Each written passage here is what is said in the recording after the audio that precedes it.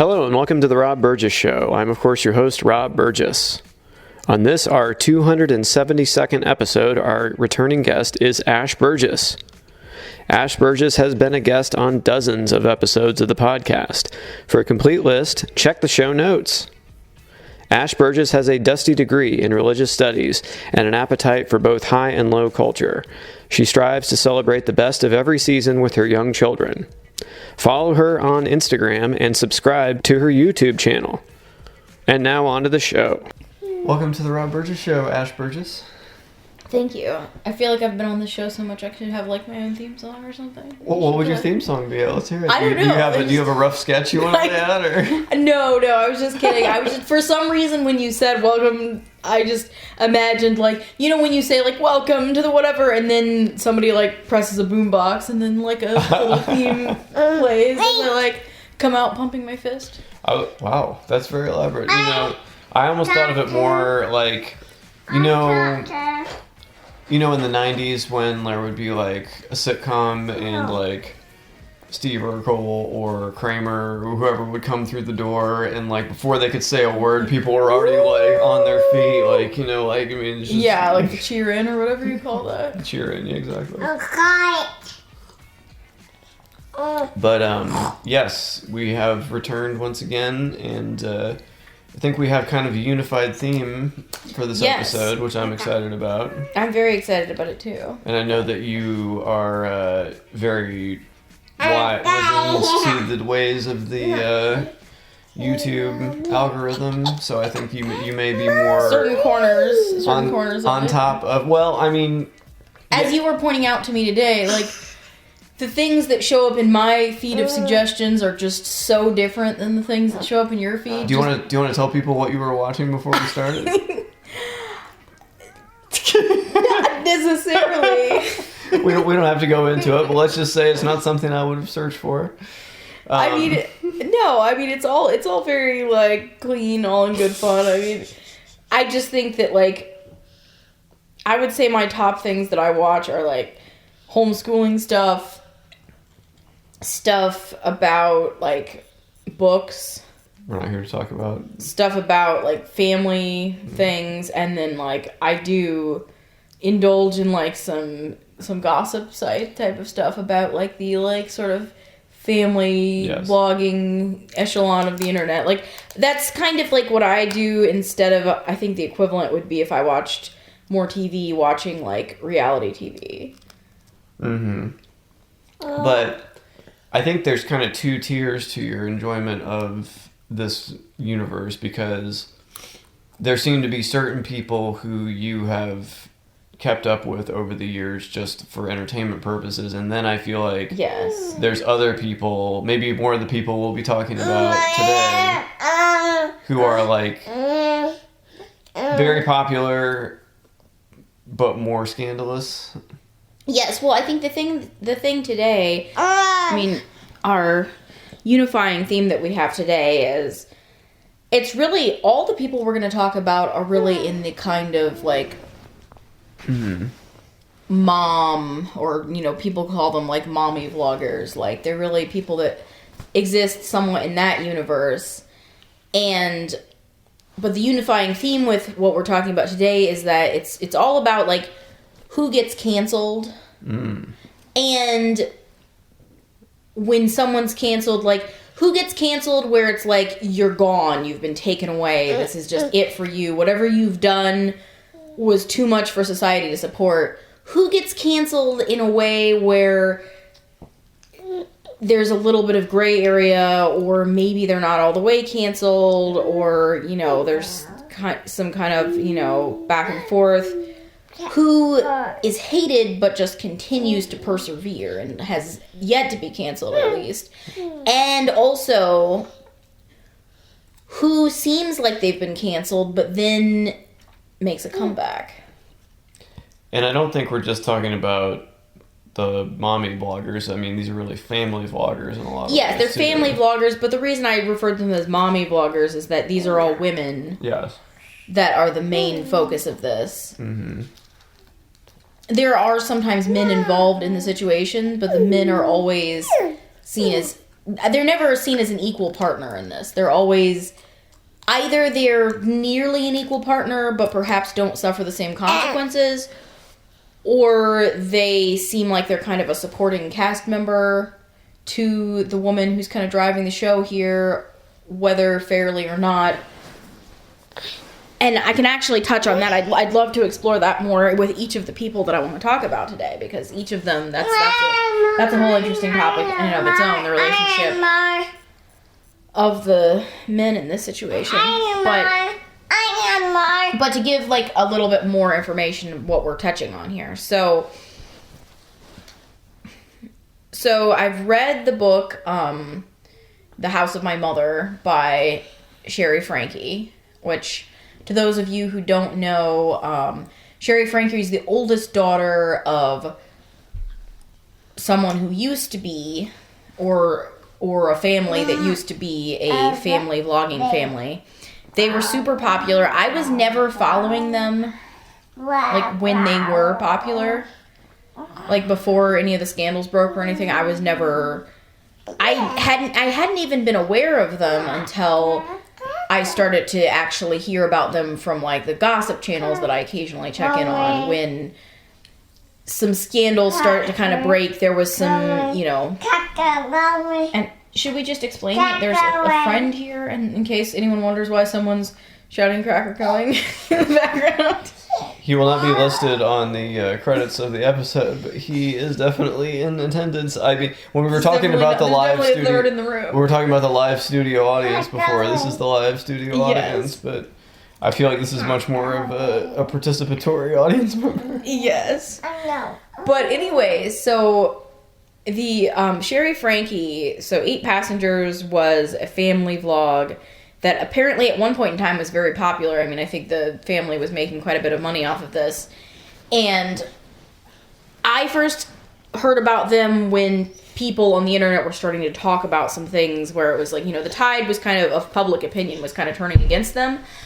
But they went out in the most dramatic way possible, in that the driving force of that family vlog, Ruby Frankie, is now actually incarcerated for crimes that she committed against her children, and that a lot of that is detailed in the book that I read by her daughter, just about her experience being a part of that family vlog and everything that her mother did and the impact it had on her. So there's that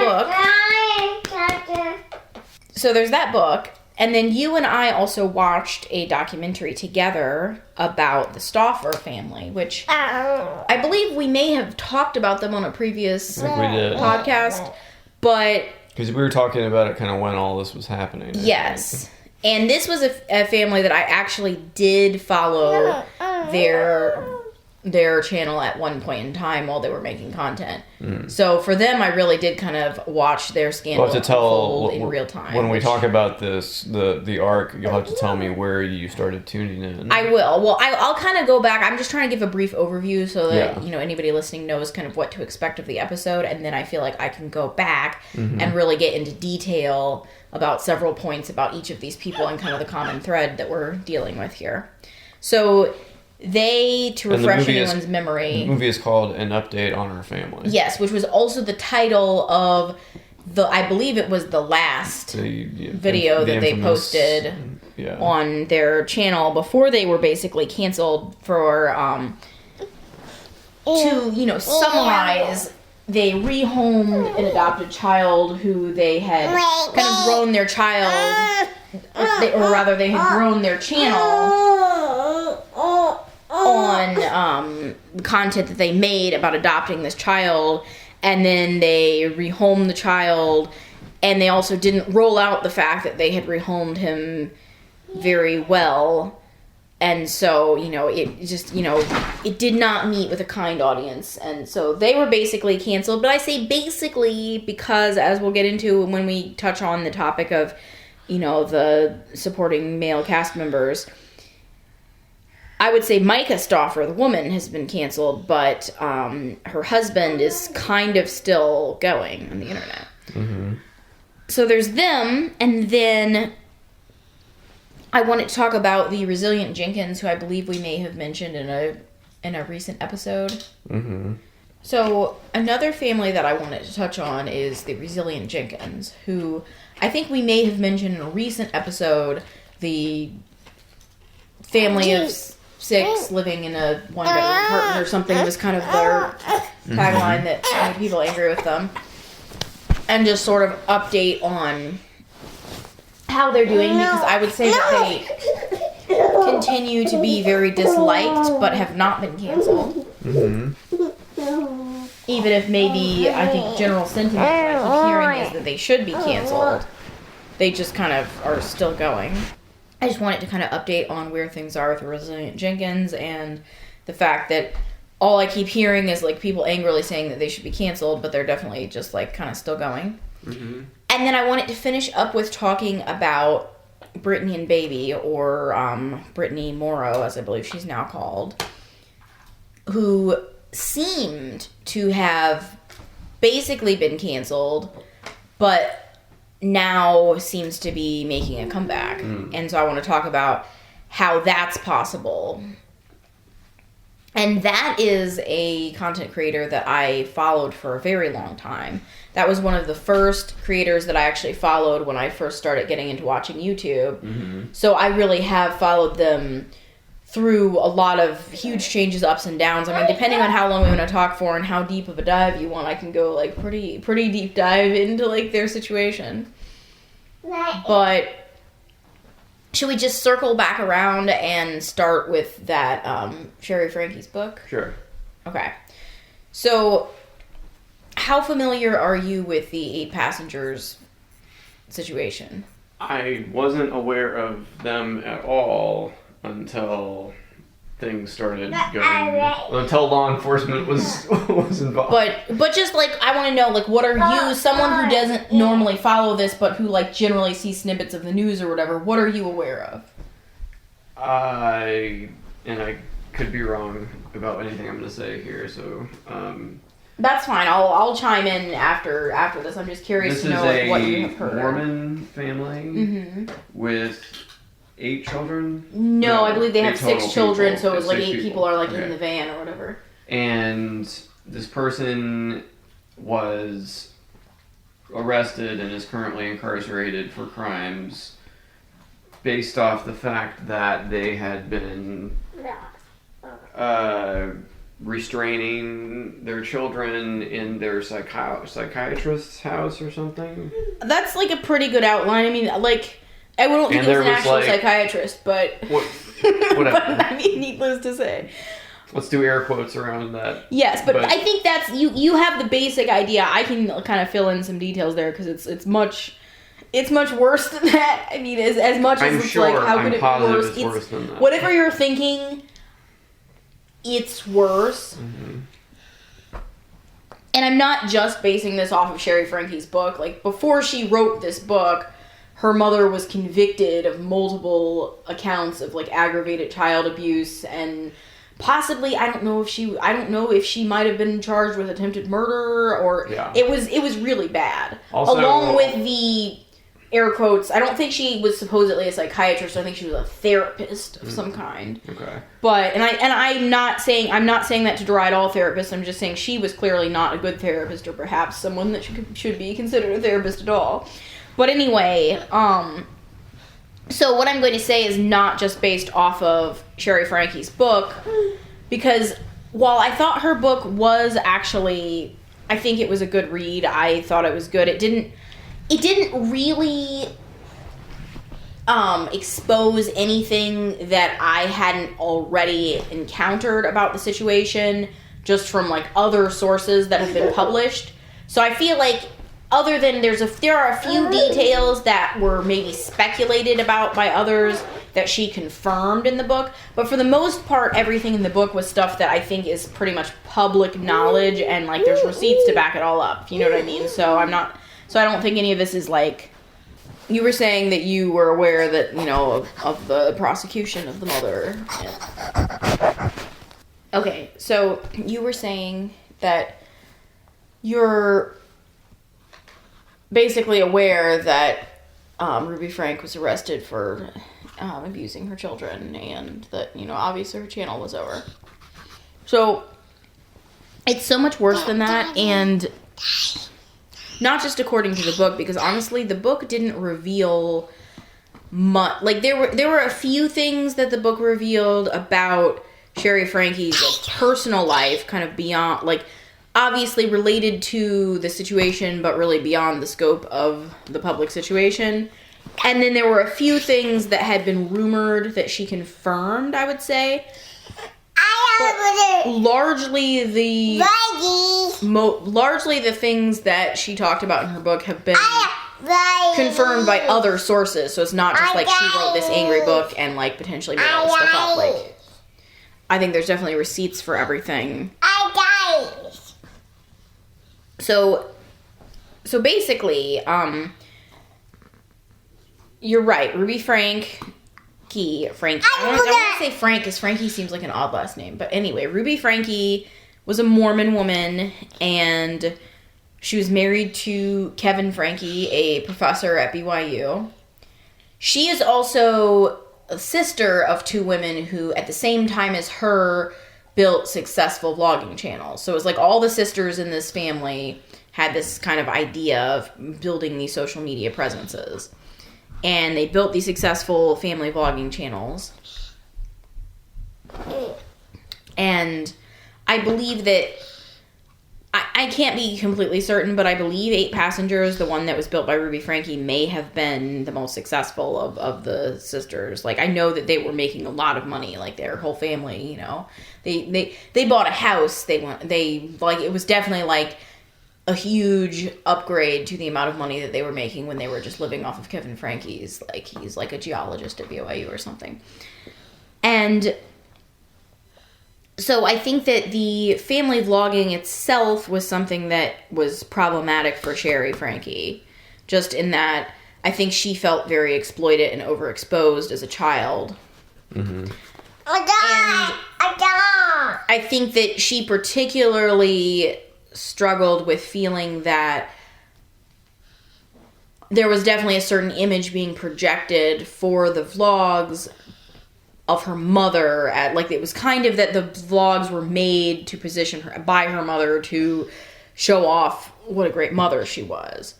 But then kind of behind the scenes, I think Sherry Frankie didn't really feel very mothered or supported or loved by her mother. So that was already a problem before things kind of took a darker turn, in that Ruby Frankie became involved with a counselor named Jody Hildebrand. And this was a counselor that was recommended to her through their church. Mm-hmm. And they were recommended because they were having some behavioral problems with... So Sherry is the oldest child of the family. The next child under her is Chad. And I believe Chad was having some behavioral problems, which Sherry describes as fairly mild. Like in the grand scheme of things, like, it wasn't like he had actually done terrible things. It was more just he was a little bit... He gave a little pushback about the vlogging. He was a little ornery. He was a little rambunctious. It doesn't sound like he actually did anything, like, really terribly wrong. Mm-hmm. But anyway, there were some issues with Chad, and the family was referred to this therapist, Jody Hildebrand, and that was really where things took a really dark turn. Because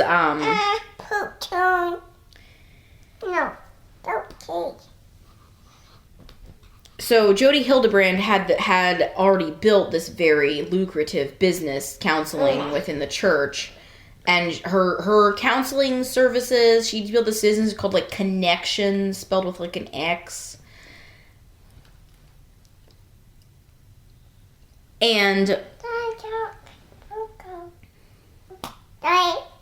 she advocated for very, like, severe and very punishing sorts of discipline. And I believe that this was around the time that ICE became aware of 8 Passengers, when they started to receive some general kind of negative press, because they'd posted a few things like Chad got in trouble, so they sent him away to one of those, like, wilderness camps But then when Chad came back, he was still in trouble, so they took his bed away, and they made him sleep on, like, a beanbag chair for 6 months.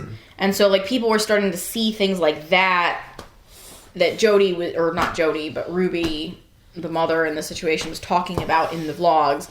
And there was concern, or, like, there were things where a 6-year-old child's teacher calls and says, you know, your child left their lunch at home today, and can you bring their lunch to them, because I'm concerned that they're hungry. And she said, no, it's their responsibility to have brought the lunch, and the consequences that they will, you know, spend the afternoon in hunger. So things like that people started to see coming through in the vlogs, and people started to be like, this isn't cool, this is weird. So that's kind of like when I first heard about them, is because I heard some rumblings on the internet of just like, oh, look at this family where some things are kind of going wrong.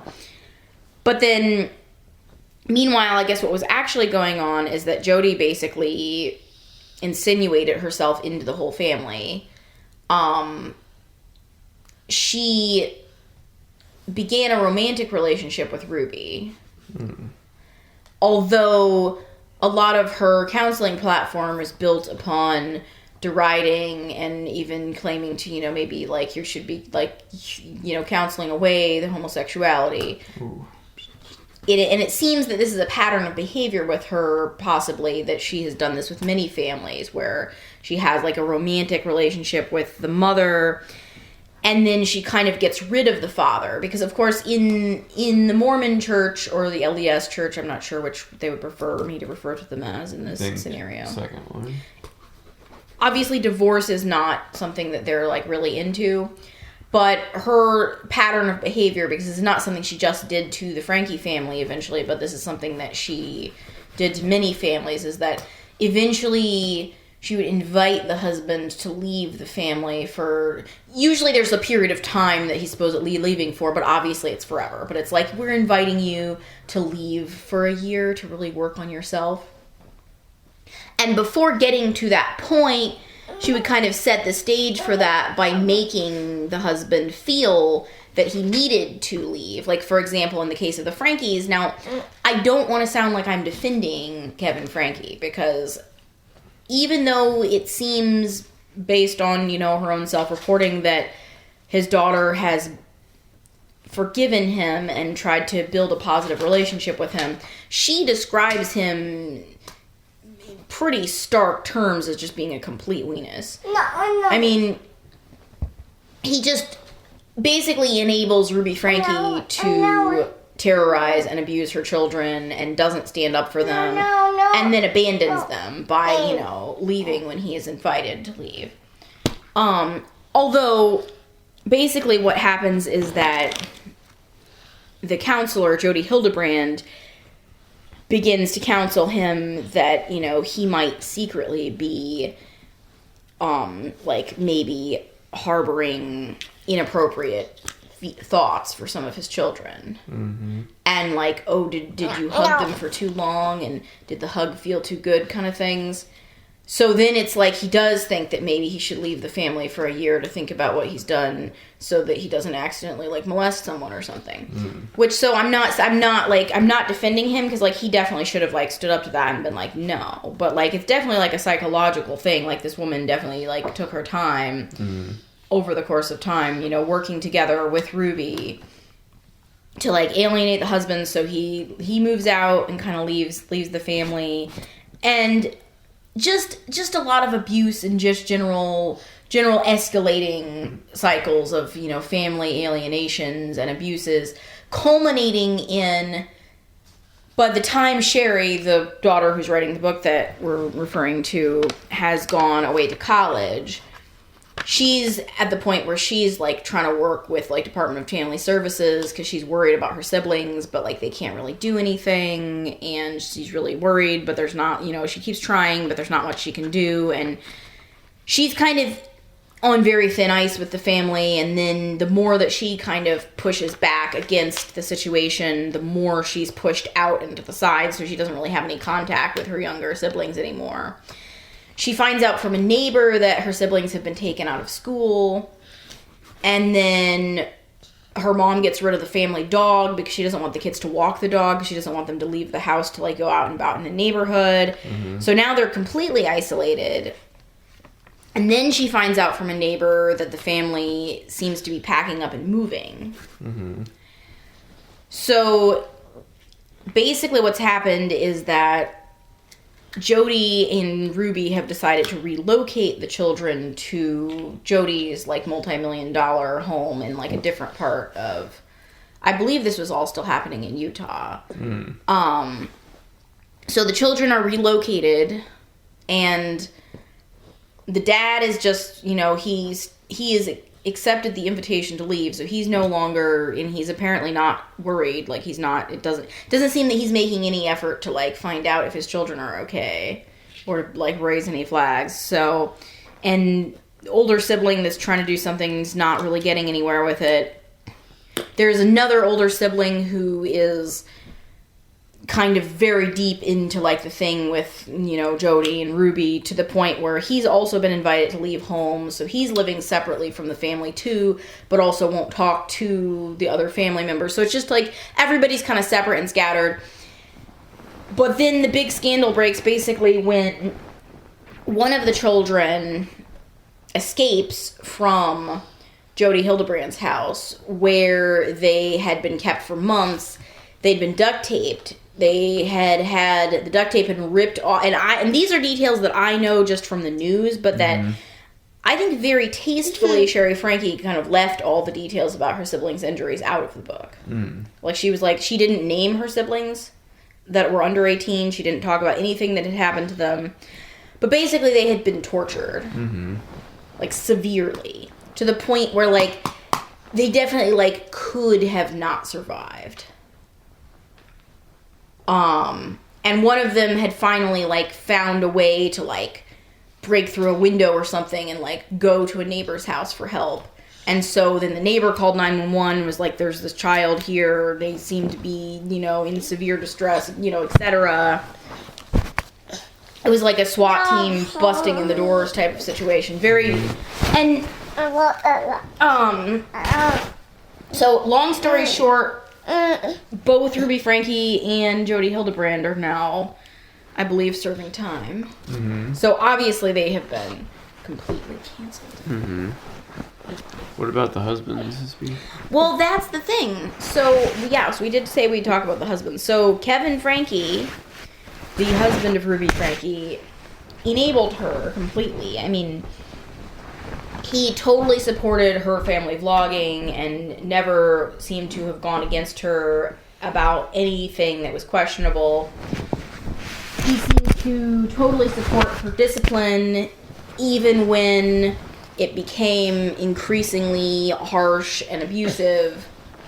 And then he accepted the invitation to leave his family in a situation that by the time he was leaving the family, it was clearly a very bad situation. He should never have left his kids there. And he never should have, like, not only did he leave the family, but he also, like, wouldn't talk to the other kids that weren't agreeing to be involved in, like, whatever the whole situation was, however they were supposed to be or not be there. So he came off looking terrible in Sherry Frankie's book. And it's interesting because I don't feel like she was overestimating how terrible he is, considering that, like, at the end of the book, she has, like, trying to repair her relationship with him, and they're, like, celebrating Christmas together. But I still feel like she didn't really shy away from describing how utterly he just completely let the family down. Now, I believe he has suffered some consequences in that I don't know that he's still teaching at BYU. Well, that's what I was wondering about. We might want to look that up, but I believe he is no longer still teaching. Although, you know, I'm not so sure.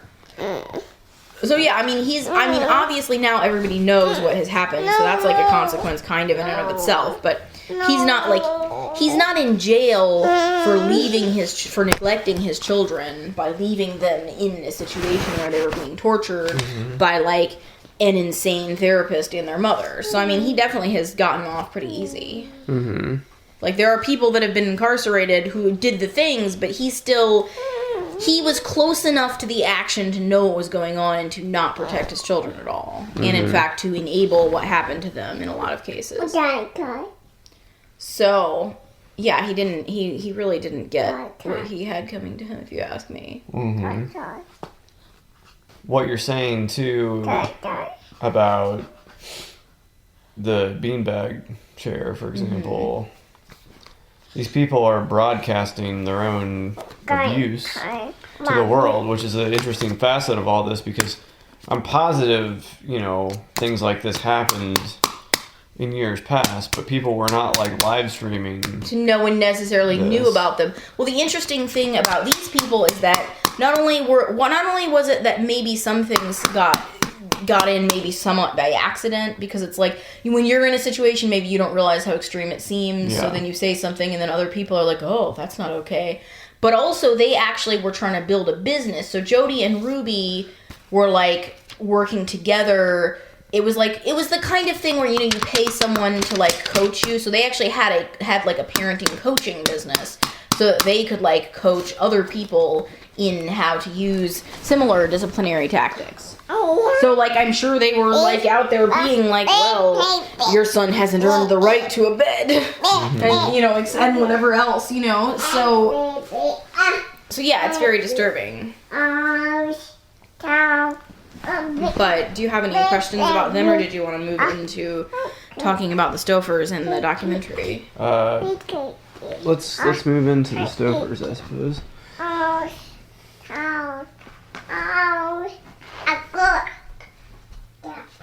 Oh, wait, there's one more thing that I want to touch on before we move on. Mm-hmm. So, another aspect that Sherry Frankie talked about in her book, which was something that wasn't, I think, as widely known because this is more personal to her, but definitely tied to the situation, is that throughout her, late teen to early young adulthood years, while the worst of these things were happening, she also found herself embroiled in a relationship where she was first groomed and then taken advantage of by an older man who was a high up member of their church, and who she obviously sought attention from because, her family life was so, fractured and disjointed. And by the time she gets to the point of kind of in her own healing journey, breaking things off with him and then trying to report him, he totally gets off scot-free. The church totally sides with him. She gets disciplined by the church, but nothing happens to this old man that groomed and abused her, and who is supposedly a church leader. Which is totally related, because it's of course this kind of thing happens to someone who's already had other things happen. It always kind of goes this way. But anyway, I think that's related in the sense of we're talking about who gets canceled and who doesn't. The church leader who grooms the young woman in the church does not get canceled. Young woman gets in trouble. Yeah. But anyway, though, let's, shifting back more onto our main topic.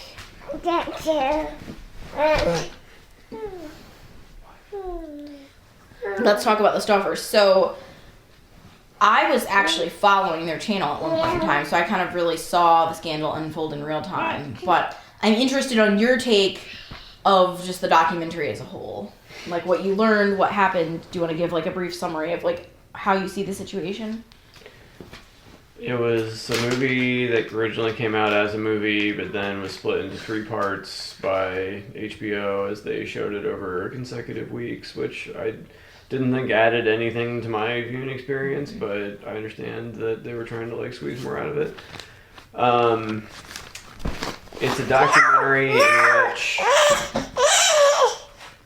we go through the video history of a successful vlogging family who the woman is no longer broadcasting, but the man still is. But his thing started as a offshoot of the woman that is now.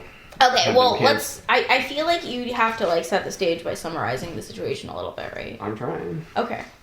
Would you like to summarize the situation? I would like to summarize the situation. Please summarize. So, the basic situation is that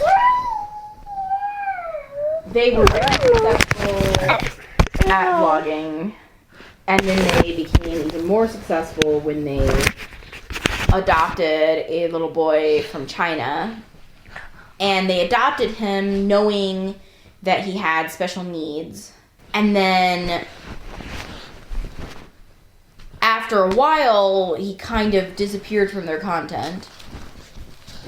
And people became, like, increasingly demanding to know what had happened to this person. And then they announced that they had found him, as they phrased it, a new forever family.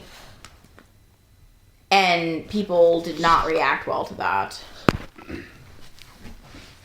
Mm-hmm.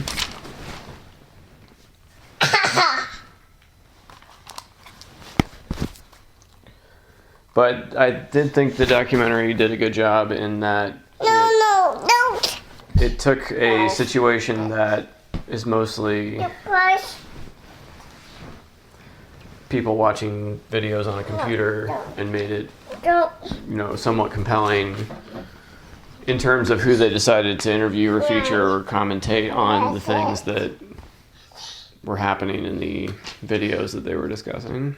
Well, I felt like they obviously tried to present a somewhat balanced view of the situation. It wasn't just like a complete smear piece, like, oh, look at these awful people and what they've done. Mm-hmm. I think they were very careful about... So, as I mentioned, the little boy was adopted from China, so they did find an Asian adoptee who had done some vlogging at some point in time to be kind of one of the people that they interviewed. So I think they were trying to kind of represent someone that kind of hit a lot of bases, because she had been watching the channel when the scandal unfolded, but she also herself she'd maybe done a little bit of vlogging at some point in time. And she had that personal background in that, I believe she was from Korea, but that she was an Asian woman who'd been adopted into, by a white American family. I believe it's called transracial adoption when you adopt someone from a different, racial background. Well, Rachel Dolezal. No, I think that is the technical term. Well, I think that's the term that she uses. She just said that she was transracial. I'm saying I think it's called transracial adoption when you adopt someone who is not of the same race as yours. But what if you adopt yourself into another race? That's something else altogether. Okay. But, so I think they were careful to select her. They also had a few different vloggers. There was a vlogging family that seemed just aggressively wholesome, just a very... Did you know that family? I was not familiar with that family. They seemed like they were kind of, aggressively wholesome. Just words just corn-fed kind of springs to mind. Just the very white, very, it's very hard to imagine them having a scandal. Mm-hmm. I mean, although, you say that now, but, who knows what could be uncovered. Mm-hmm. But just people that seem, squeaky clean. So they had those people that they were interviewing about the situation, and those people, I believe, didn't seem like they had really been following the Stauffer situation so much as just that they were there to be kind of here's a squeaky clean seeming family or whatever. And then... They also had Shannon Rose, who is somebody that I am familiar with, but I don't think that you seemed like you were not familiar with her at all. And I think I don't watch her channel at all, but I'm aware of her because I feel like she's just kind of in that universe. And I believe she was some sort of an adult entertainer, and then I guess she now has kind of spun that into a more family-centered vlogging, which I think people are just generally kind of icked out by that because they're I think what it is that she talks a lot about her past, and then people feel like it's uncomfortable because she also then is has her kids on there and stuff. I mean, having never seen this person's content before, I am generally supportive, though, of people. Like, you always hear about, like, the teacher who gets fired because 10 years ago they had, like, you know what I mean? They might have their paths may have crossed in some adult entertainment or something, and it's like, well, like, people have to work, people have to eat, people might not be in the same situation that they once were, and, you know, there's no reason to think that they necessarily are still doing this. You know what I mean? Like, just let them live. You know, like, why are you, you know? But if it's like you're spinning this off directly, it's a little... I think that's where maybe people get a little icked out by her, is that I think a lot of her content, she kind of talks maybe salaciously, maybe a little bit titillatingly about her kind of, like, past, but then she's kind of mashing that up with content about her family, and I feel like I see how people are a little, like, it feels a little off, maybe. Then again, I haven't actually watched any of her just, like, self-produced content, so I don't really know exactly what that's like. But anyway, so I thought they did do a good job of, like, who they picked, as we're saying, to interview, and also just of... I think they did a pretty good job of trying to seem like they weren't totally vilifying the Stoffers, but, like, they were trying to explore, you know, what could have happened that would lead you to adopt someone and then unadopt them. I think where they kind of... I felt like in some ways, even though I do have compassion for the Stoffers, or Stoffers, however you want to say it. They were saying Stoffers. I think it's Stoffer. I do have compassion for them. I still feel like the documentary didn't kind of go at them quite as hard as they could have. Because, like I said, I have feelings for them in the sense that I'm fully willing to believe that the situation may have been so bad that they truly... It was probably truly better for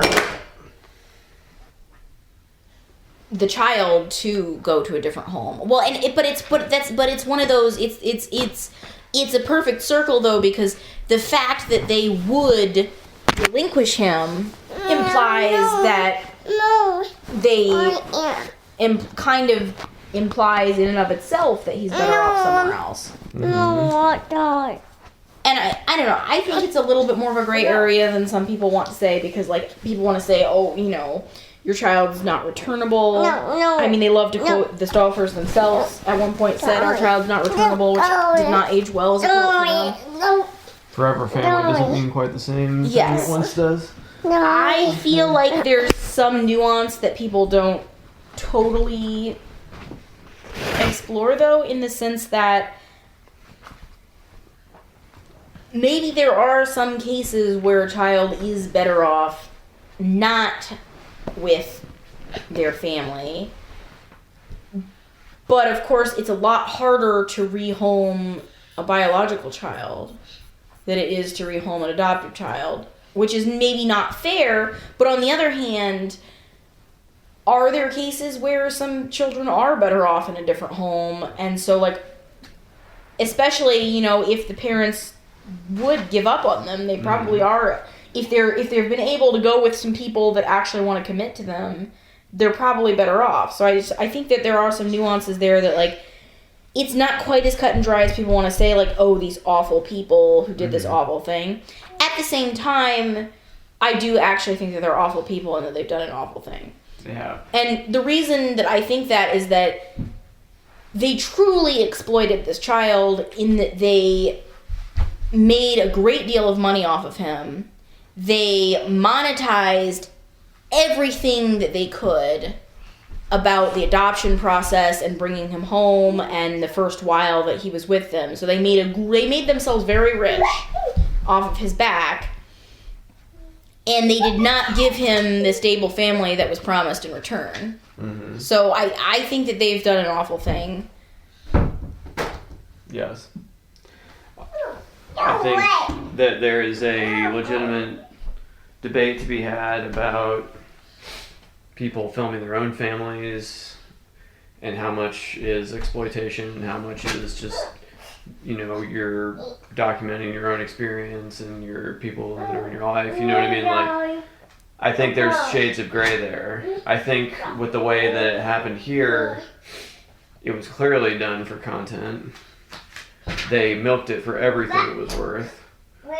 And at one point in time, they had a puzzle that they made. I don't know if they made a real puzzle or if it was just a digital puzzle or what, but there was a puzzle and people could donate $5, and then for each $5 that someone would donate to them, a new puzzle piece would be put together so that then they could finally, like, reveal the adopted child's face for the first time. Things like that where it's like, they monetized it so hard, and of course you could, if you were doing something like that and not making money off of it yourself, like not doing it for like a YouTube channel, you could make an argument that, adoption is expensive.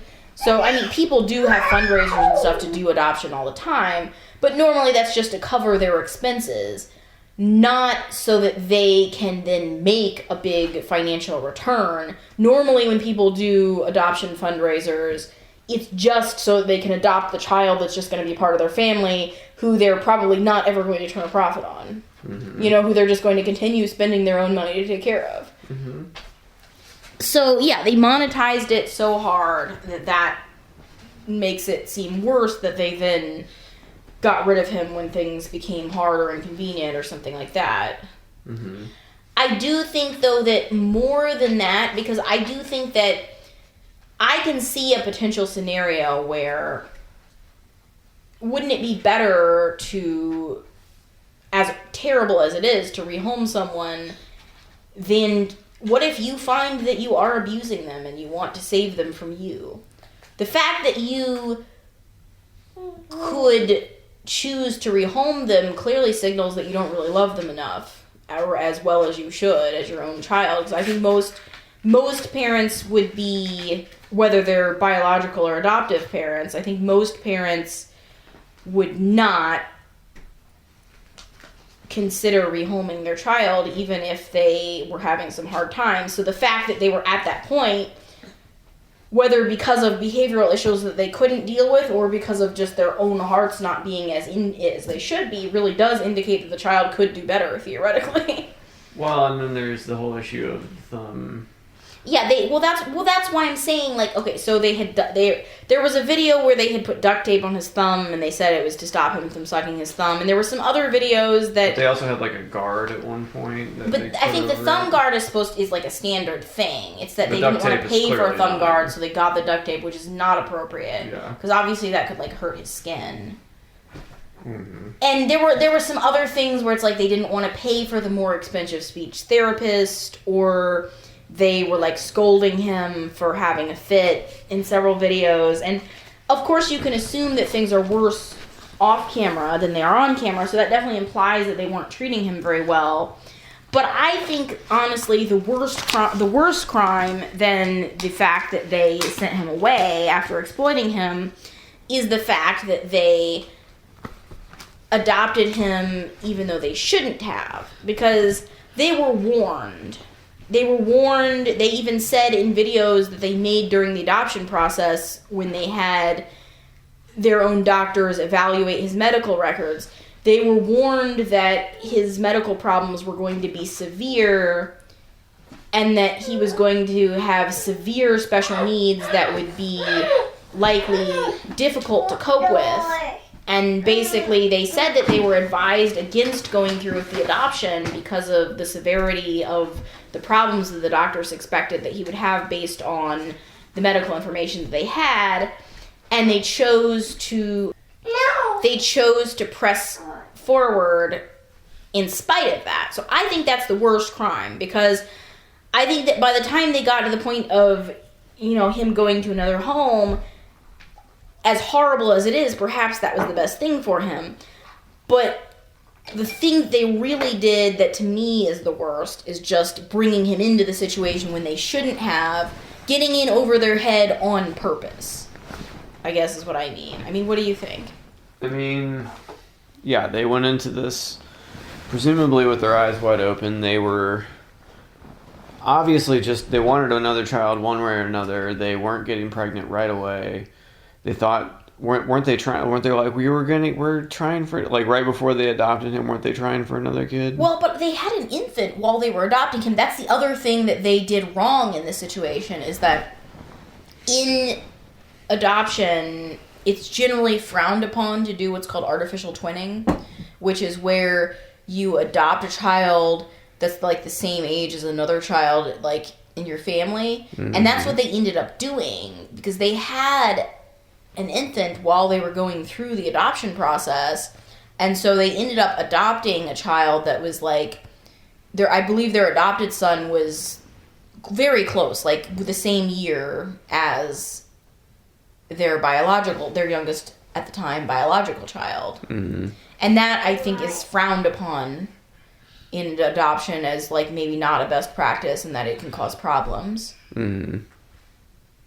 Yeah, I can totally see how that would cause problems. But I mean, I wonder, I think you're right, though, in not necessarily that they were trying to get pregnant at the point when they decided to adopt, so much as just they wanted to quickly acquire another child. Yeah, I think that they made money They got addicted to the, like, revenue stream. They had made money on the first, like, on the most recent baby that they'd had. And then it's like, how can we make even more money? And, like, maybe they didn't want to get pregnant right now. Maybe they thought it would be faster to adopt someone. They also adopted internationally, probably because it was faster and they would be able to make content more quickly than if they adopted through foster care. Because if they had to foster somebody, like if they'd adopted someone from this country and had to foster them, they probably wouldn't have been able to show them until they were adopted on camera. Mm-hmm. So they went with this international adoption. These are also people who have a history of making impulsive choices when it comes to acquiring children. Because did you catch the story about how they got together and had the first of their children that they had together? Mm-hmm. Okay, so Micah or Mika or however you say her name, I think it's Micah. So Micah, the woman, was she was like a single mother. She was, I believe, working as a nurse. She had a very young child. Mm-hmm. She broke up with whoever it was that she had the child with. I believe she said that he was like a doctor at the hospital where she worked, and then he cheated on her or something was her story, and they broke up. So she met James Stauffer, the husband in question. I think they met online. They went on like a couple of dates, and then they like immediately were like knew that they were going to be together forever. And then I believe they said it was after 1 or 2 months of dating, they were like, let's make a baby. And they just like decided to have a baby and get pregnant. So like that shows that like their general like family planning is very like impulsive, and they don't like care. Because I mean, like, sure, like they seem to still be married, so I guess that worked out. But it definitely shows that they're not good at like planning ahead and thinking things through, and that they would create a child on a whim, and maybe not for like the best reasons. Like you can only speculate that if the kind of people I feel like that are dating for 2 months and are like, let's get pregnant, it's like, are you trying to get pregnant to like solidify, like why wouldn't you just be like, let's impulsively get married? Why would you be like, let's have a baby? Like, I know that I haven't even seen you in like the winter or the spring or the summer, but like we should definitely make a person together. Yeah, like they just, you know what I mean? I do think that speaks to their general like lack of like forethought as far as like long term, what will bringing a child into the situation be like. I also think the fact that they had a new baby at the point when they then had their, you know, adopted child, and that adoption was disrupted. I'm trying to find another way of saying it other than rehomed, because I feel like rehomed is like such a terrible word. And it just, unadopted, I mean, like, it's awful. It's really not a good sound. But they did have a new baby at that point, and I also feel like that probably contributed to the dissolution of their thinking they continued the adoption for whatever reason. Like, I think they got in over their heads. I think they were overwhelmed. And I think that they possibly could have been less canceled if they had rolled it out better. Well, they hyped it so much. Then, people spent their own money to help them do this. Yeah. Then they said nothing. Then they start deleting video or making videos private. Then they start deleting comments about when people ask, where is Huxley? Then they go on a month-long vacation to Bali. Yes. With only their, like, youngest child, I think. Yeah, so definitely when, nature abhors a vacuum, and so people are going to fill whatever they want to imagine happened into that if you don't give them something. And then they come back with an update to our family. But where did you start following them? I was following them, I believe, before they adopted. Or maybe they had already... No, I think I started following them... around the time of the adoption. Mm-hmm. Because, they were just, like... At the time, I was watching a lot of family channels, and they were just, like, a popular family channel, so I'm sure they were, like, suggested to me, or I'm sure that somebody that I was following probably did a collab with them, so then I found their videos, and then, like, I'm sure it just kind of went from there, Mm-hmm. So I was following them, like,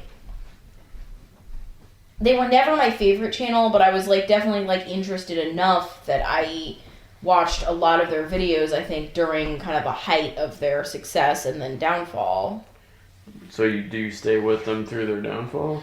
Well, their downfall to me was pretty sudden in the sense that, like, I was watching their videos enough to have seen a lot of their content, but not enough to have, like, really noticed or cared that much when their posting kind of slowed down. Mm-hmm. So I wasn't, like, I was just kind of, like, it seemed like everything was kind of going along. I wasn't really aware that people were like, where's Huxley or whatever, until then they, like, suddenly had this update to our family video. So you saw the update to our family video? Yes, I saw it just kind of, like, raw, like, just totally, to me it was unexpected. I had no idea what was going on. So I saw the video whenever it went up because I was subscribed to their channel, but I hadn't been, like, wondering what was going on with them or anything, so it caught me totally off guard. And then after that, the internet just kind of, like, went on fire. Mm-hmm.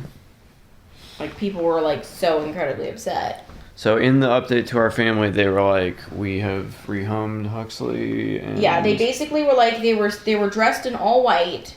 Innocent. And they were sitting on, like, their bed with, like, a white comforter and, like, a white background. And they basically were, like, weeping, but, like, something about the I don't know. I'm nervous to, like, say, like, your tears were fake, but, like, something about their weeping looked a little off. Like, you saw the weeping. Would you say it looked a little off? I don't know. Everyone kept saying it was off, so, maybe that colors your viewpoint of it, Exactly. Like, am I seeing what I'm seeing, or am I seeing what I'm seeing because someone's saying that's what they're seeing, and, it's like... I don't know. Exactly. Who's to say? I don't know what's in their heart, Exactly. So, they were weeping in the video, whether it was a mix of genuine distress or just general stress about the situation or actual distress about it, who's to say? But anyway, it was like they're dressed in white, crying, talking about how they've made a plan to send Huxley to his new forever family. Which I feel like was just a terrible turn of phrase. It just doesn't ring very well.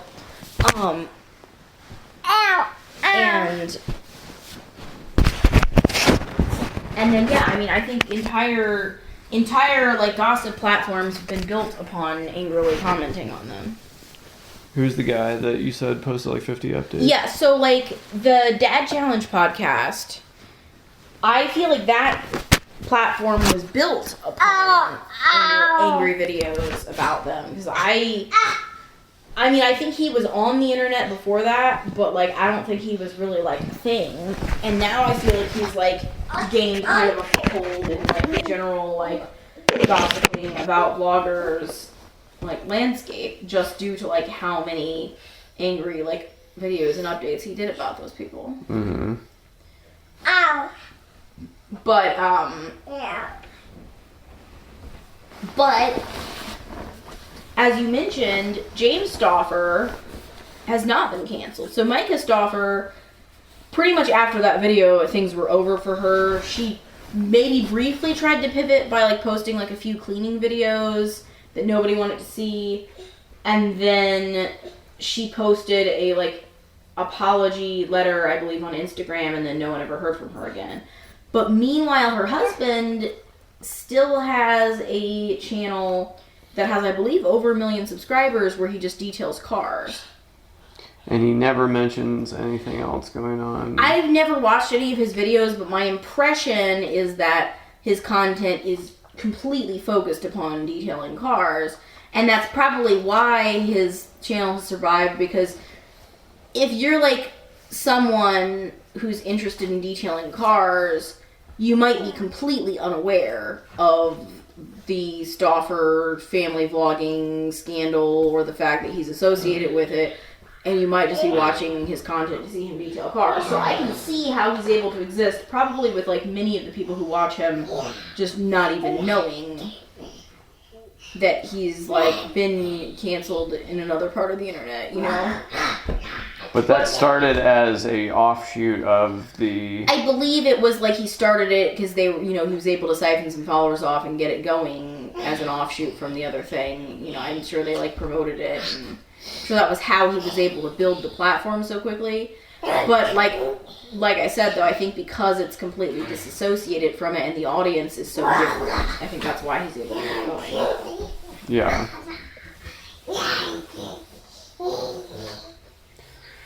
But, did you want to say your theory about why you think they got rid of poor old Huxley? I mean, I don't know if it's like, I mean, theory sounds like a little bit more, like, involved, but I think basically just my thought is...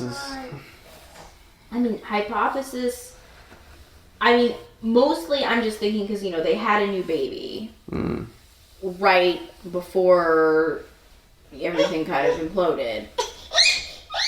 I'm imagining that... Okay, so yeah, it's not like a theory as in, like, I don't have, like, a bunch of evidence. It's just more, like, speculatively. They had a new baby right before things seemed like they really fell apart. Mm-hmm. So, and I feel like few other people have, like, I mean, I'm sure because there's not really any evidence to, like, necessarily back this up, this is just kind of, like, my impulsive feeling is that whatever challenges that they were dealing with their adopted son, I imagine that they were just that much more overwhelmed once they added a newborn into the situation. Mm-hmm. And that's not to excuse it, because, I mean, they made so much money that you would think that they could just afford, you know, to hire. But whatever issues they were having, you would think, you know, with the amount of money they made, they could have just hired, like, you know, an aide or a nanny or somebody that could, like, shadow their child, who obviously needed more support than they were prepared to give him. So that's not to say an excuse, like, oh, they were overwhelmed, so they just had to get rid of the child that was the most difficult. I'm just saying it's easy for me to imagine that that was a huge factor in the situation. Because it's even when things are going well for a family, it can be a lot, and it can be overwhelming to add a newborn to the mix. Yes. So I think we have to assume that things were not going well already for them, as far as just whatever behavioral challenges they were facing. Because we know that they were warned by their own report, they were warned that the child was going to have, you know, severe developmental and behavioral issues. So, like, we can assume that whatever those issues were, they were already not coping well, and so then I'm just saying that I think probably adding the new baby was like the tipping point of like overwhelm for them. Mm-hmm. Which once again points to like poor family planning in the sense that if things were already going badly, maybe adding a newborn wasn't the best idea. But these are the same people that, you know, impulsively adopted someone that they shouldn't have adopted. And also, you know, like I said before, they did conceive one of their children when they were dating after a few months, supposedly on purpose, just because they were like excited about the relationship or something. So like, it points to a pattern of like reproductive, like, not great planning, is I guess what I'm saying. Mm-hmm. What do you think, though? I mean, we say that they were canceled, and I suppose that's true because at least her reputation has been ruined.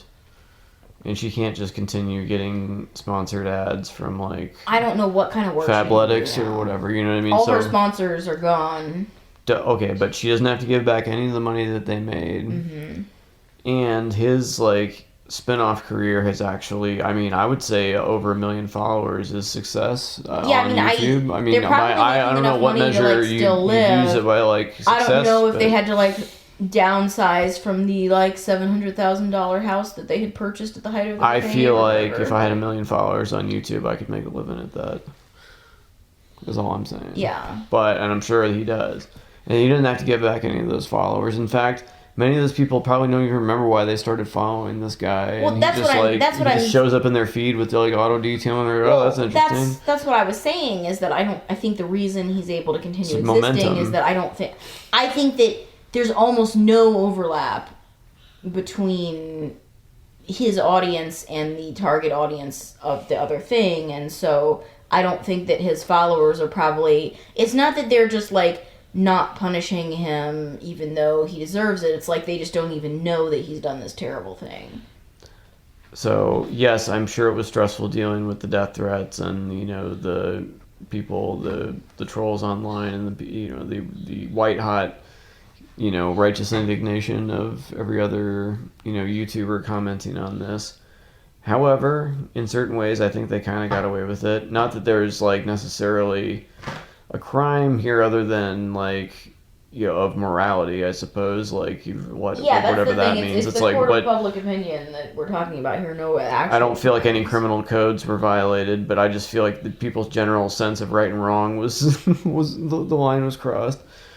And so, I don't know, they kind of got away with it, and they may have suffered some consequences, but, you know, they got in, they got out, they made their money, you know. And that's, you know, that's what it's all about, obviously, for them. But, do we have anything else to say about the Stalkers? Not too much. We can move on to people that seemed like they've been canceled and have returned, if you'd like. Sure. So, how deep of a dive do you want on Brittany Morrow? I mean, I think I got several hours of battery left in my recorder, so you just, you know. Okay, I feel like it would be helpful if you, like, asked me some questions. All right, so you said that this person, and I do remember you mentioning this person many, many moons ago, so I have some vague memory of this, but you said that this was like somebody you had followed from basically the start of whatever mommy vlogging started as. Yes, I mean, I wasn't following them from the beginning of their channel. I was following them from, like, they were probably one of the first channels I subscribed to. Mm-hmm. They were, like, one of my first channels that I watched regularly when I got into watching YouTube videos. And I think they had already been making content for a few years at that point, because they also were one of the people that started, like, they were somebody that started on YouTube at a different time for YouTube. Like, YouTube was kind of like a different place at the time that I was following them. Like, there were less people that had become, I think, like, YouTube stars. Mm-hmm. And so YouTube still felt kind of more, I almost want to say, raw and intimate. Mm.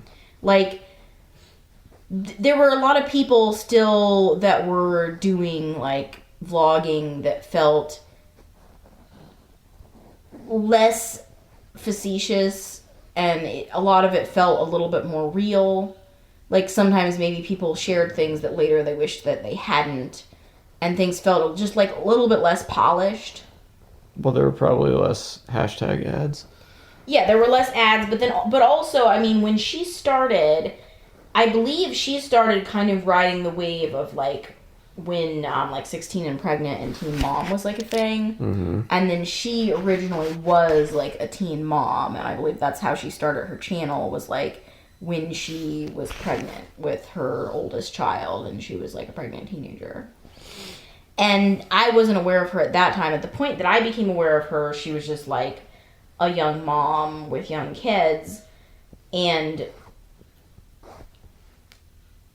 at the point that I started watching her, she was pregnant with her second child, and I was pregnant with our first child, and they're actually, like, almost the same age. So, like, I probably found her through pregnancy updates, because it was like, you know, here's an update, I'm, like, 8 weeks pregnant, I'm experiencing this, that, and the other thing, you know, like, so people, and this is something I don't see quite as often anymore, but there was a time when a lot of people were making content where they would, like, make, like, a monthly update, or even a weekly update for some people of, like, their pregnancy. Mm-hmm. And so at the time, you know, being, you know, I was pregnant for the first time, wanting to, you know, see, like, what's normal, what to expect, what's going on. So I probably found her, she was doing pregnancy updates of her pregnancy. And then I liked her stuff, I think, because, you know, she had, like, a cute little girl, and it was kind of a glimpse into, as much as, of course, you realize that, like, you know, things on YouTube are somewhat staged. Like I said, though, at that point, I feel like things were, like, a little bit more raw. And so for me, it was kind of like a glimpse into, like, what is life like when you're, like, a mom at home all day with, like, your young children. Mm-hmm. And at the time, she lived, like, a very humble lifestyle. Like, you know, she was just, like, just seemed like a very, very, like, normal person. Like, you know, she just, like, lived in an apartment with her kids, and she was, like, you know, just, like, cooking and cleaning and, like, you know, trying to entertain her toddlers and, like, being pregnant and stuff like that. So just, like, very normal things that I was interested in, just to kind of, like, get a window into, like, what is, you know, this life like that I'm kind of jumping into. Mm-hmm. And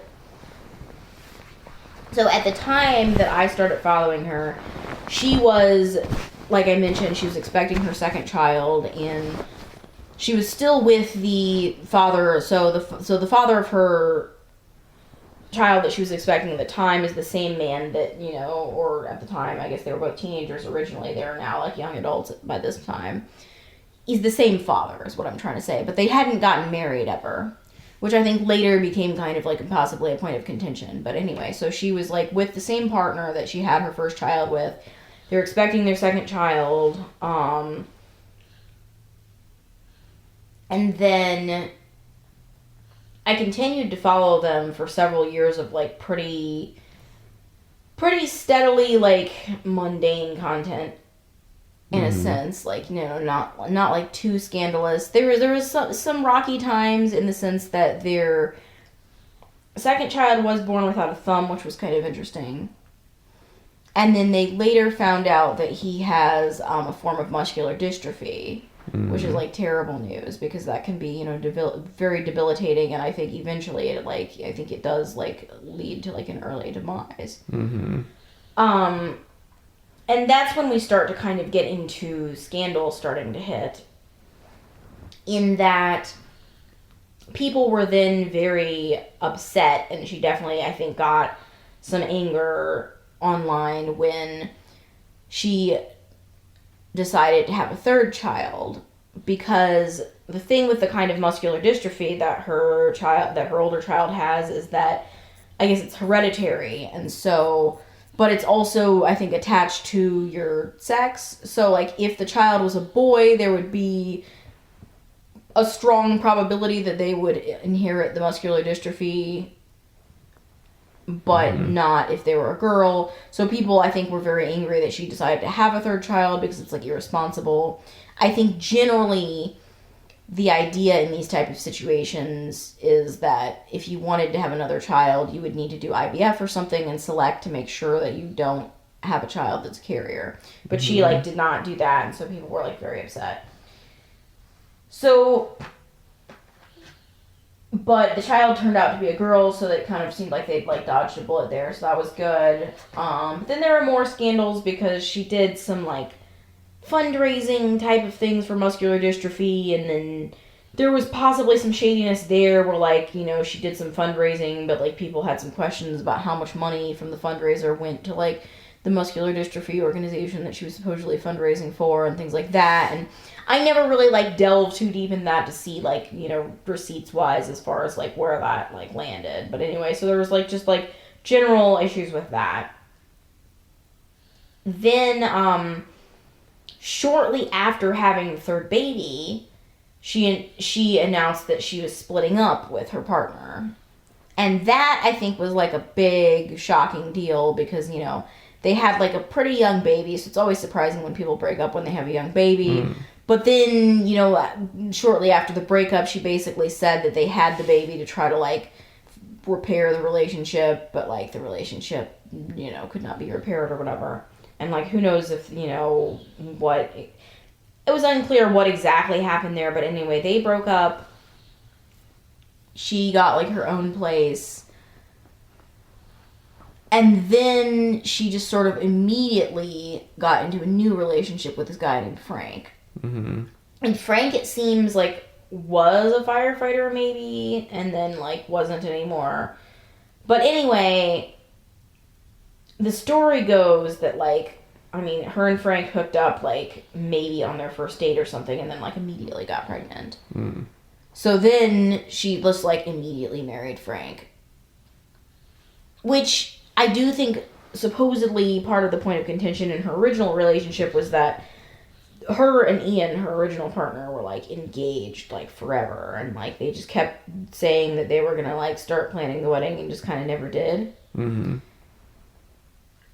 So then, I mean, she obviously was like, Frank, this is happening immediately. So suddenly she has kind of a whole new life because, you know, she was like with Ian, now she's like with Frank, and she's married, and she like quickly built like a new build and like a subdivision and just kind of like started like this very like picture perfect vloggy life or whatever.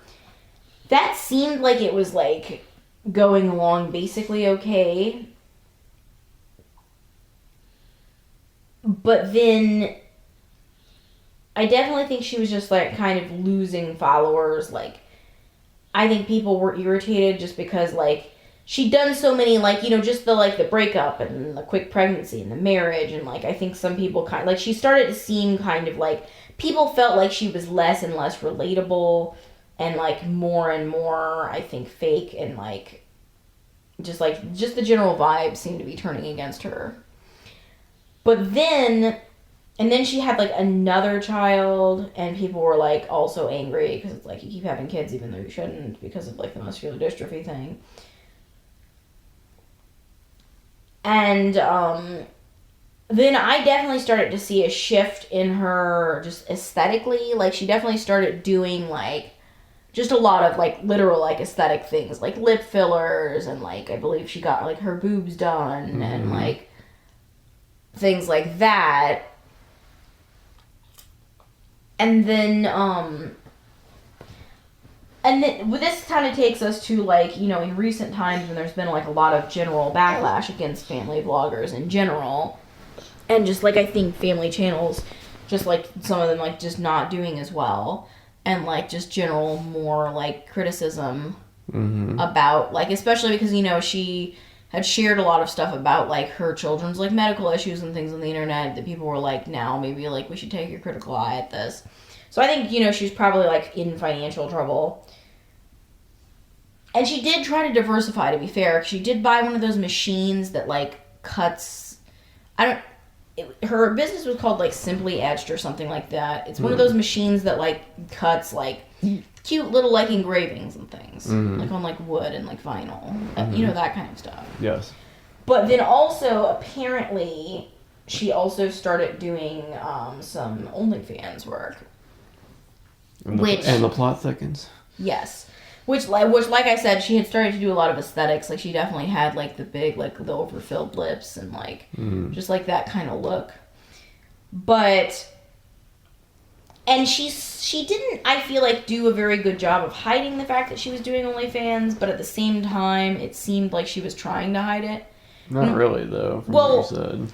Well, I think that she kind of tried to filter followers from her family vlogging into her OnlyFans, because she created like a, not like OnlyFans level, but just sort of like a sexy like side account. I think it was called like Brunette Brittany or something like that on Instagram, where she had like lingerie photos, and she started doing sponsorships for like vibrators and stuff. But then she apparently was also doing OnlyFans, like also like more like adult content. And so, like I said, like she tried to kind of siphon followers from one to the other. But then when it was exposed that she was doing OnlyFans, it seems like she completely freaked out. And I don't know if this could have had to do with like her custody issues with like her ex, or like what other issues, you know, may have gone into it. But as soon as she was like outed for OnlyFans, it seemed like she just like immediately went into damage control mode and was like pretty much canceled and like pretty much shut down. Like she like... What year was this? This was like last year. Oh, okay. Like... She's like that quick. First they just like they were like we're taking our kids off, because I think a lot of the criticism was like, you're doing family vlogs, but like your kids are on the internet, but you're also doing porn. Like, that's not cool. So then they like took their kids off. But then they started filming with their kids again. I feel like because it was like financially, they were like, oh no. But then it was like, I think it just was like too much, and they were like, they like posted a video that was like our final goodbye or something like that, and they like privated or deleted all their videos except for like a few like random cooking things. So it seemed like they were like pretty much canceled. Like they were done. Like no more Instagram, no more. YouTube, all gone, no more posting their kids. But then the other day, I see a video pop up in my Instagram feed. And I feel a little bit embarrassed that I was, like, surprised, because I should have seen this coming. Because, like, I honestly kind of thought, like, OnlyFans is the end of the road. Like, where do you go from there? Like, it probably is over. Like, you're not going to be able to, like, make a comeback in, like, the family vlogging world. But then, of course, guess who has found Jesus? Hallelujah. Hallelujah. And I'm not kidding you when I say that, like, since I saw that first video of her being like, I'm back and I'm going to tell you about my testimony, I think she's, like, probably, like, I've seen so many videos from her in my feed. I think she's probably posting, like, every day now. And I've done a little digging into this, and it seems like she's been, over the last few months, it seems like she's been on TikTok. And then I'm guessing that she, like, planned to pivot to Instagram when it seemed like TikTok was going to leave. And then even though TikTok hasn't left, she's, like, still just, like, going to go ahead and, like, come back on Instagram. And she's showing her kids an awful lot. Like, I feel like almost every video has been her kids, like, an update on how this kid is doing, or, like, but they're all like religious themed. It's all like, so-and-so loves dancing at church, or like, here we are doing my daughter's hair for Sunday morning, or like, I love Bible studying beside my husband, who, by the way, was also in some of the OnlyFans content, allegedly. I've not seen it, but allegedly. But is she still doing an OnlyFans for Jesus? I am guessing not, but I have not investigated, because I've never, like, been on OnlyFans, and I don't plan to go there. So, I don't know how to be sure. Yeah. But, like, she's definitely staging a comeback. Like, it's she's going hard. It's amazing. Like, I've never seen a woman feel so passionately about Jesus so suddenly. Well, when you told me that, I told you that it reminded me of what has happened to Russell Brand. And he got Me Too'd pretty hard.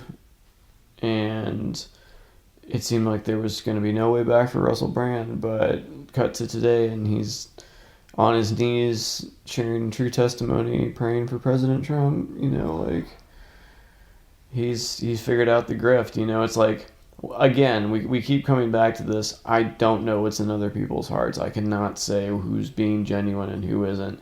It is awful convenient that whenever these people, especially in a sexual nature, get caught out here, you know, in some way that people feel is violating, that they can, like, it's like money laundering, but for your, like, reputation. And it's like, now that I'm, like, washed in the blood, I can, you know, I can't, that was me 1.0, this is me 2.0. I can't be held responsible for anything that happened back then. I wasn't saved.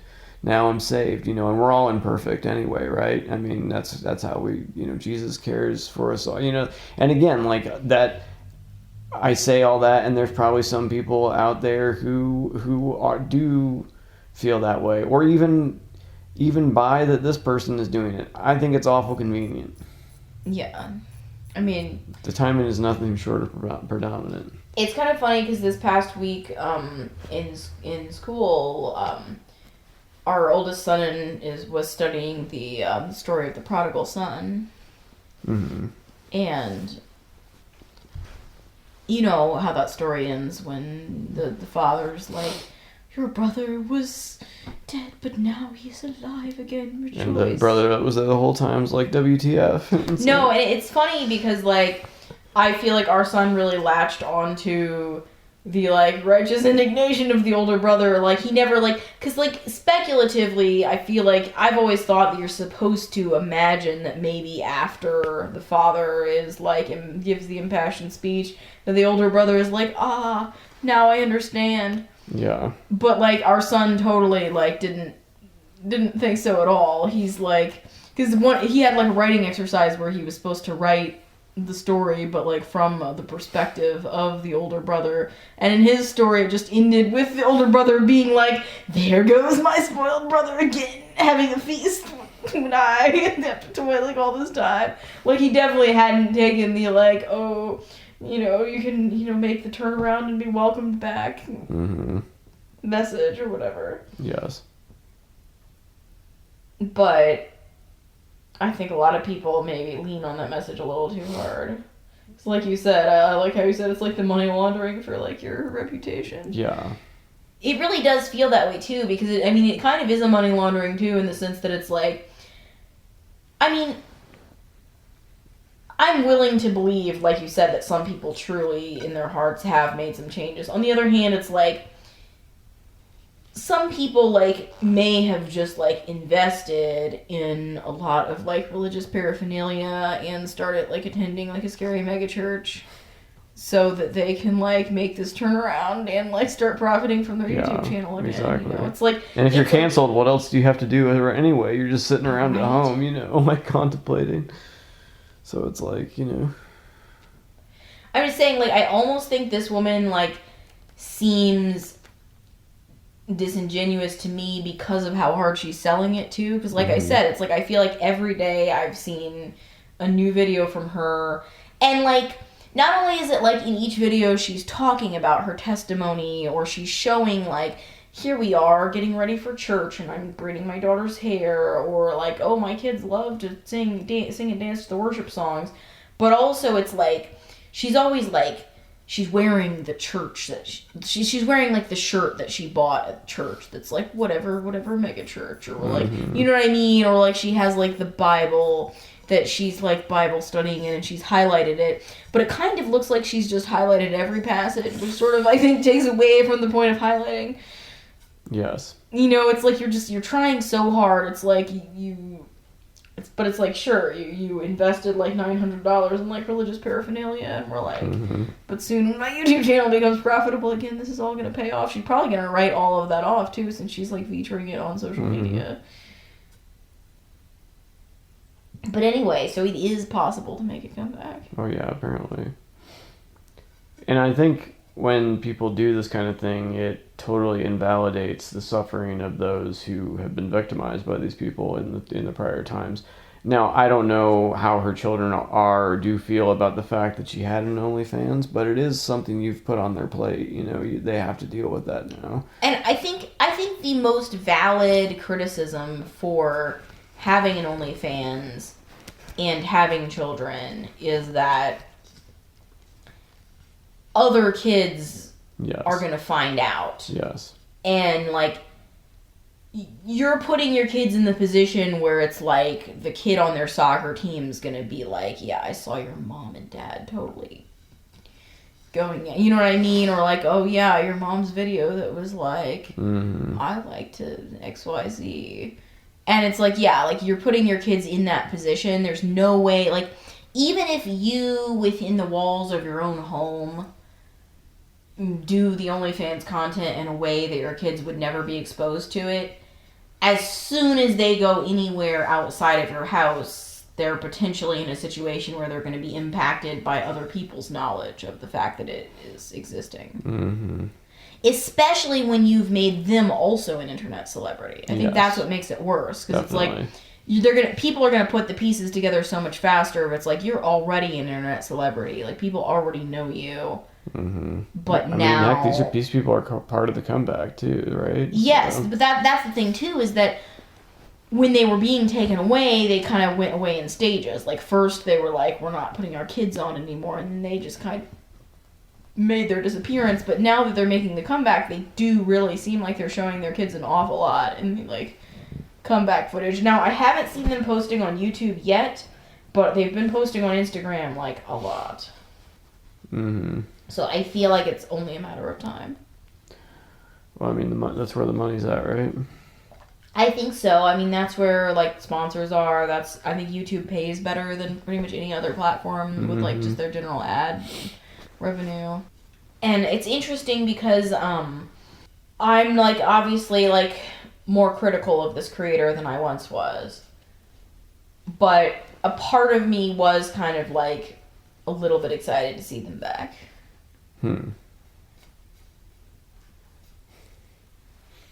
So, you know. Are you not entertained? You are entertained? I'm a little bit entertained. I'm less entertained than I once was, but I'm a little entertained. I'm not superstitious, but I'm a little superstitious. I get it. It's okay.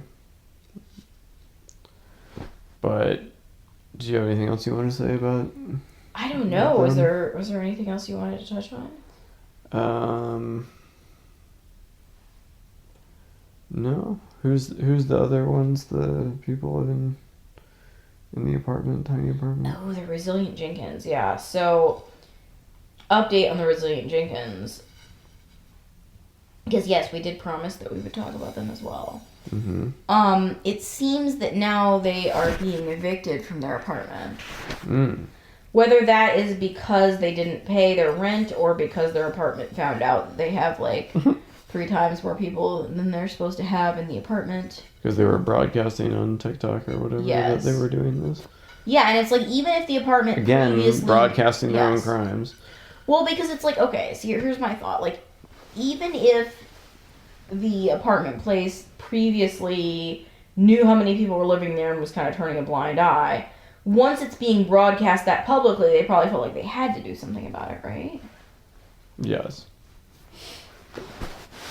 Well, and that's the part of this that, you know, comes back on people too, is because that one woman that was doing the adult entertainment, what was her name? Oh, Shannon Rose? Yeah, like people like call the cops on her, and they were like, you know, having to answer the door in the middle of the night, you know, to some officers.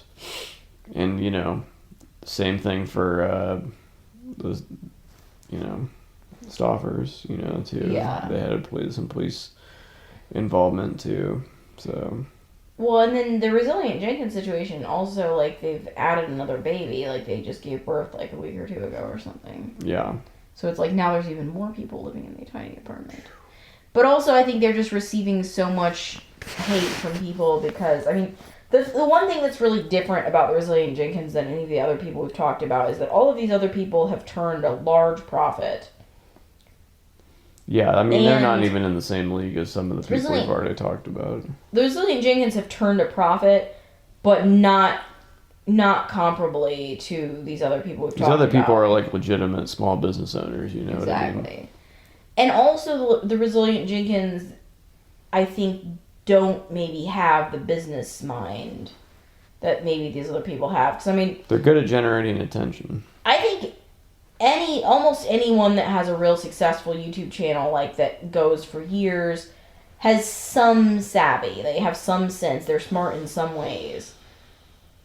The Resilient Jenkins really don't seem like they have it. And they seem like when they've gotten some money, they've not reinvested it in themselves in a way that would lead to long-term growth. You know what I mean? Like, when they got, like, probably their payout from TikTok, it seems like they bought, like, a new gaming chair for, like, the guy. And, like, some, like, random home appliances. They didn't invest in a nicer place to live for their family, and they didn't even invest in, like, seemingly, like, better equipment to, like, make their, like, TikTok videos with or whatever. And these were getting so much attention that I saw people unrelated to, like, because I obviously don't follow any of this on a regular basis other than talking to you about it, but, like, people getting mad about this in the main, you know, in my main feed, like, you know, they're like, these people must be stopped. Like, well, I think the thing with these people is that they're super grifters. And I mean, a lot of the people we've talked about tonight are grifters in various ways. But, like, these people are super grifters in the sense that they're just, like, their whole platform is just to, like, beg for stuff, basically. It's like, oh, I'm so sad. My kids don't have new shoes. They're a size 8, by the way. You know what I mean? Like, it's just, like, their whole platform is just kind of, like... They've always got an active GoFundMe. Yes, they've always got an active GoFundMe. They have Amazon wish lists. Of course they do. For, like, their followers to, like, send them stuff. And I think that people are very angry, though, because, like, they've gotten some sympathy and they've made some money off of the sympathy, but also even more so probably off of the haters, yet it doesn't seem like they've used any of the money to better their living situation. Like, their kids are still living in squalor. They've had another baby. Oh, and worse things have come out about their background, too, that I don't even think we've, like, ever touched on. What?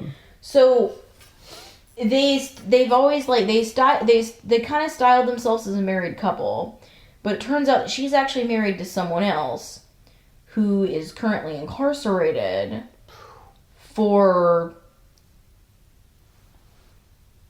sexually assaulting 3 people, including their own mother. Wow. A 7-year-old and a 14-year-old. And that's the real husband / the father of some of the children who is, like, in prison. But then, which, I mean, okay, so that is, this other person is not this woman, but, like, this woman did seemingly marry the person after some of the crimes were committed. So, like, it's not a good, like, that's, you know, that's concerning, but then more verifiably, like, we can put the blame directly at the feet of the individual person. So the guy of this couple, Drew is, I think, his name. The guy who, like, bought the new gaming chair or whatever. So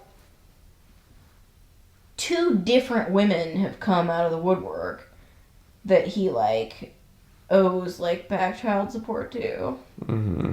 So, like, he has, like, some other kids that he's, like, not been paying for. And which also explains partially why they're in such bad financial straits is that he won't work a job with a W-2 because then his wages would be garnished. Mm. Oh my goodness. So they're just nasty people. Mm-hmm. Is I think really what it comes down to. Yeah. But they have not seemingly been canceled though, because, like, how do you cancel them? You can't really cancel them. I think that's actually a byproduct of their lack of business savvy, actually. Yes. No, I was just thinking they're so incompetent that you can't cancel them. They don't have any sponsors. The only reason no sponsors to, like, that take Micah away. Stauffer got taken away is because you could be like, @Fabletics. Why do you sponsor this monster? And then, like, Goldie Hawn has to, like, send you a personal message about how she do no not longer supports support. them. You know, there's no there's nothing going on here. There's nobody to, like, call. Who's the HR person to call here? There's nobody. You know? Yeah, no, you're right, though. You're so right. It's like you have no sponsorships. And, like, no one I wasn't making any money off this anyway. No one can actually stop you from posting on What TikTok. check are you gonna stop? There's no check coming.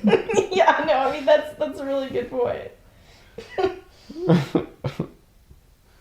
Yeah, it's only the people with something to lose that you have leverage with, you know? It's like everyone else is like, they can just keep going and going. That's right.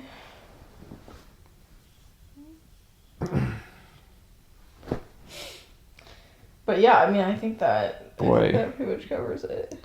What an unsavory landscape of creators. I know, right? There's no rules. You just do whatever you can get away with, I guess. Right. But who would you say are your, like, top 3 people that you follow right now?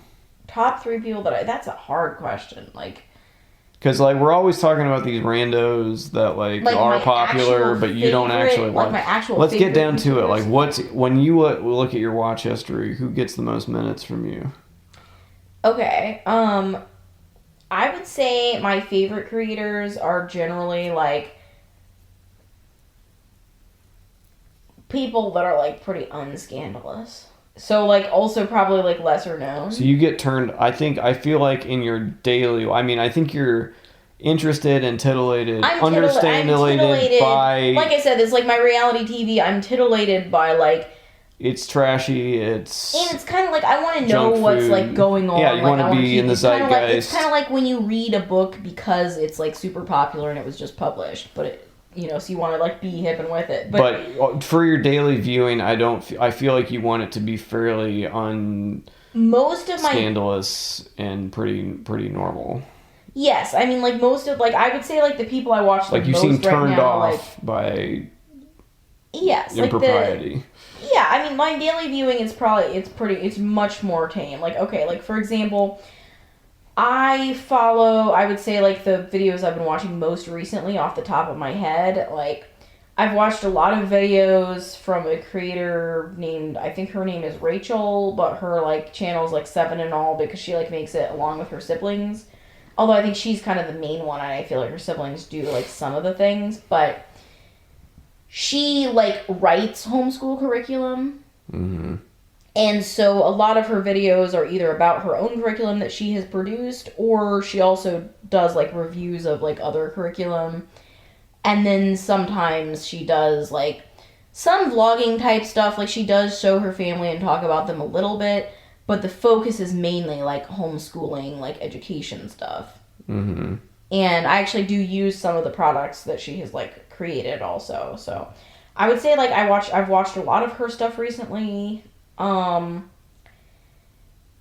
There's a creator named, like, Sarah Marie that I like a lot that does mostly, like, she doesn't do that much vlogging. Like, she does, like, mom-centered content, but most of her stuff is just, like, her talking. Like, she does a lot of, like, gift baskets. Like, she does, like, Easter baskets and, like, what she got her kids for Christmas type of stuff.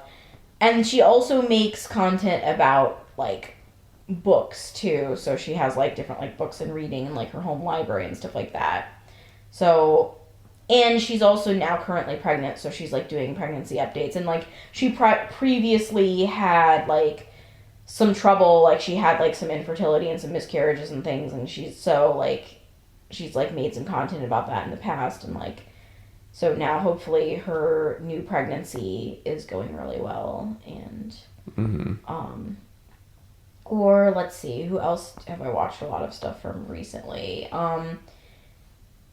There are a few creators that I watch that do vlogging in a way where I feel like they've kind of escaped the notice of, like, the people that are, like, anti-family content just because their content is so, like, wholesome that I feel like it would be very difficult for anyone to, like, latch onto it. Like, there's really nothing problematic. Like, they're just, like, baking sourdough bread and, like, homeschooling their kids and stuff, you know? Mm-hmm.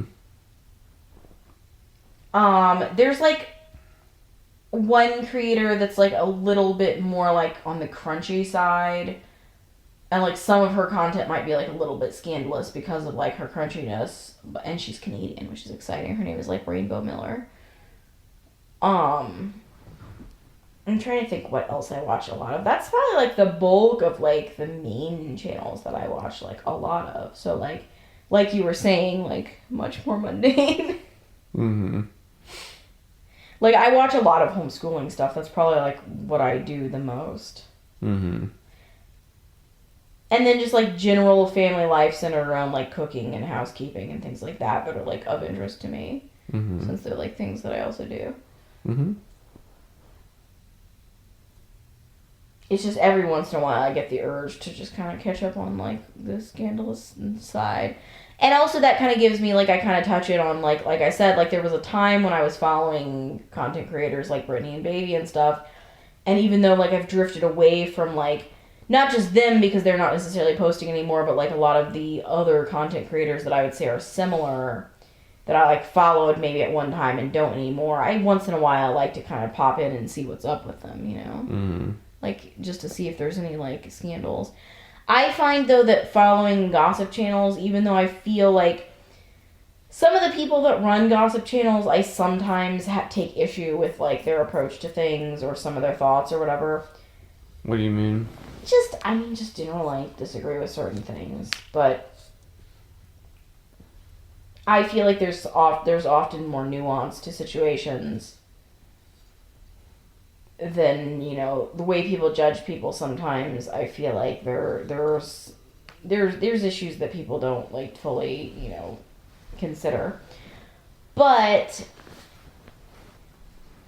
well, like with family vlogging, I feel like a lot of people are, like, completely against family vlogging. Like, you should never do it. And I think it's not quite that simple. I think that, like, people should be more cautious of not overexposing their children. But I, at the same time, think that women do need a way to, like, connect and share with other women and, like, encourage and inspire each other.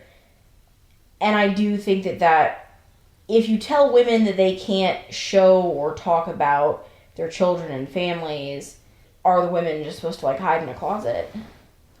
I do think that that things are, like, sometimes a little more complicated than people let on, but at the same time,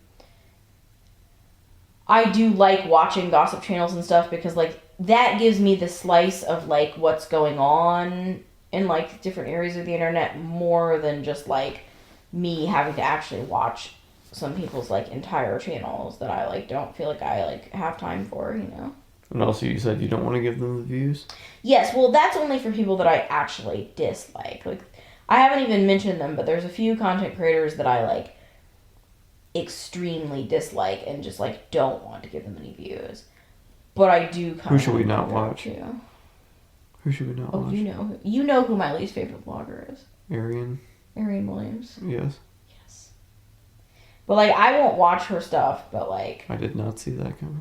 Exactly. But, like, I do kind of, like, I have, like, a sick fascination with, like, knowing, you know, just kind of what's up with her. I feel like her Texas Mom Talk is maybe failing, because I haven't seen as much from it lately. I think they were trying to hop on that Mormon Yes, they definitely were, wave. And I don't know if it, like, turned a profit. Yeah. It's like, do we really want to see a bunch of women who look strangely similar to one another wearing, like, matching velvet jumpsuits and, like, doing coordinated dances? And lip syncing. Yes, it's like, I'm confused, like, how much of that does the individual person want to see in a day? I mean, less than 0, personally, but... But, like, in general, like, even if that was there's a market for it somewhere, I guess. I mean, it took off... But is it partially the exoticness of it being Mormons, too? Yes, but I also feel like there's a whole aspect of TikTok that involves coordinated dances that I've never totally understood. I guess that's true. Now you can't even download TikTok. Really? Has it been taken away again? If you already had it, it still works, but you can't download it from the App Store. Oh, that's interesting. In fact, people are paying a premium for phones that have preloaded Ew. TikTok apps. That's so weird. Yeah. I was so happy when TikTok went away. I'm so sad it's returned, kind of. It has like a certain amount of time to find a American buyer, I guess. I see. Still, I'm glad I never like went. Yeah, I'm done with it, and I never started it. But like, I still don't see like we're all gonna like wear this like jumpsuit and like do the coordinated dances. It's like I don't know. I think you have to live close to people too. I think that helps with Mormons because I think they live in kind of like, you know, yes, I clustery think so. situations. But I think that's why the Arian Williams thing was like Texas Mom Talk, because it's like a bunch of ladies from Texas that will all do the coordinated dances. They did do one segment that I thought was kind of cute though. At like Christmas time, they like Arian Williams asked all the people in like the group, she was like real or fake. And then they would, like, answer, like, oh, definitely real, or oh, fake, obviously.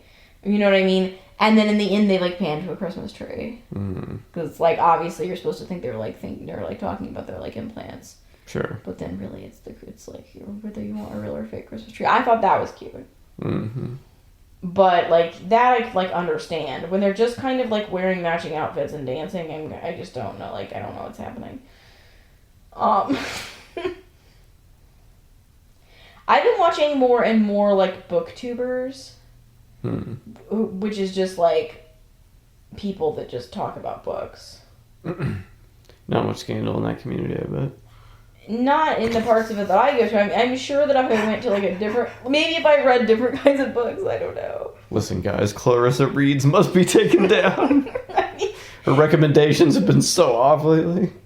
I mean, I do think that there's sometimes a little bit of drama where, like, people hate certain books, or certain books are, like, people love them and the tide turns against them and everyone's like, this book is awful, or whatever. But it's much less personal, probably, right? Yes, I mean, well, because it's hard to have scandal because, like, it's There's about no kids books. involved, really. There's no children involved, and it's about the books and people's opinions of the books. So it's like you might disagree with someone's opinion, but, like, they haven't... It's not like they've, like, started a fire or, like, cheated on their husband or, like... You know what I mean? It's just kind of like this person has a, like, unpopular viewpoint on this book or something. So it's not really, like... Yeah, I feel like it is probably a lot harder to have a scandal in, like, those areas of the internet. Yeah. Although I do think, I mean, based on some of the things that some of the people I watch say, I do think that they get, like, some, you know, pushback in the comments when it's, like, someone loves a book. You know, if you give a bad review to a book, if you say this book was awful, and then someone's like, I loved this book, sometimes people do get, like, a little touchy about it, I think. Mm-hmm. That's interesting.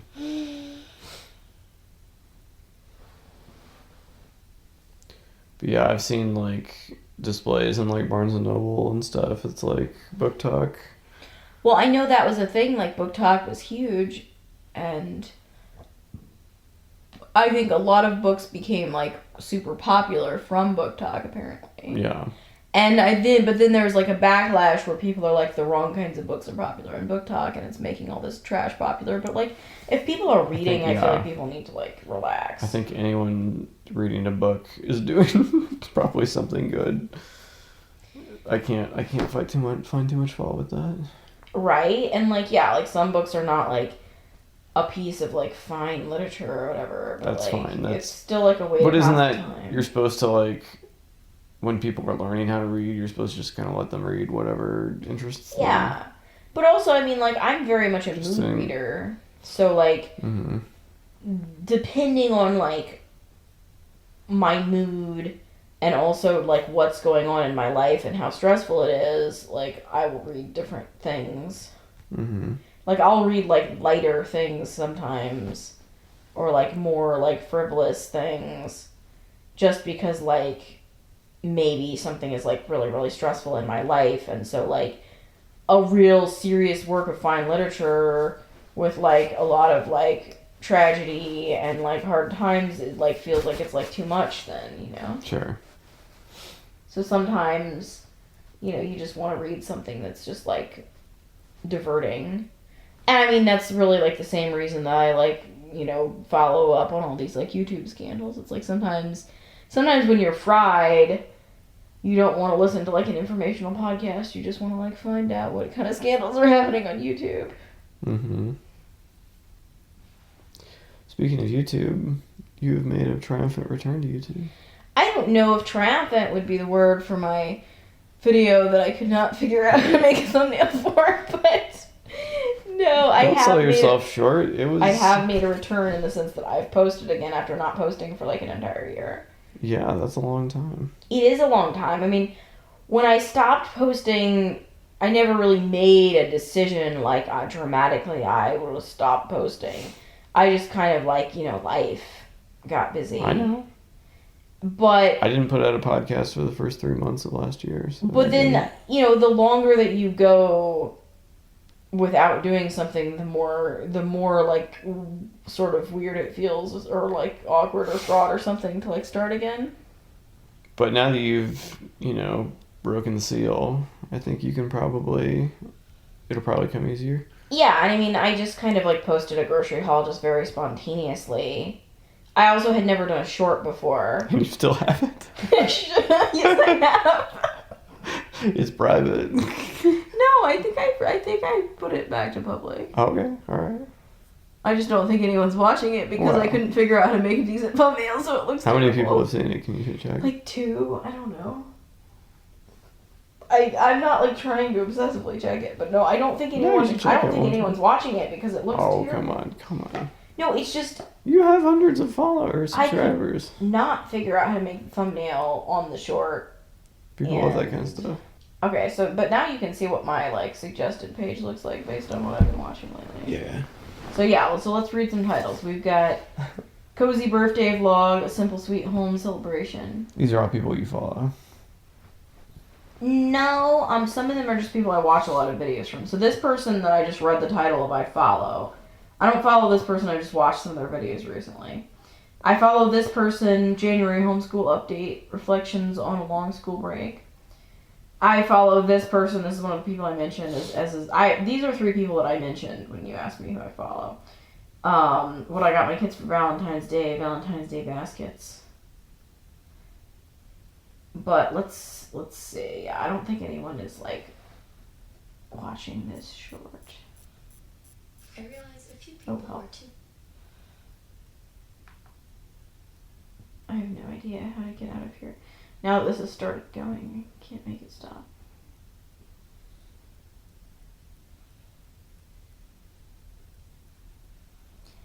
Two views. No, wait, go to videos.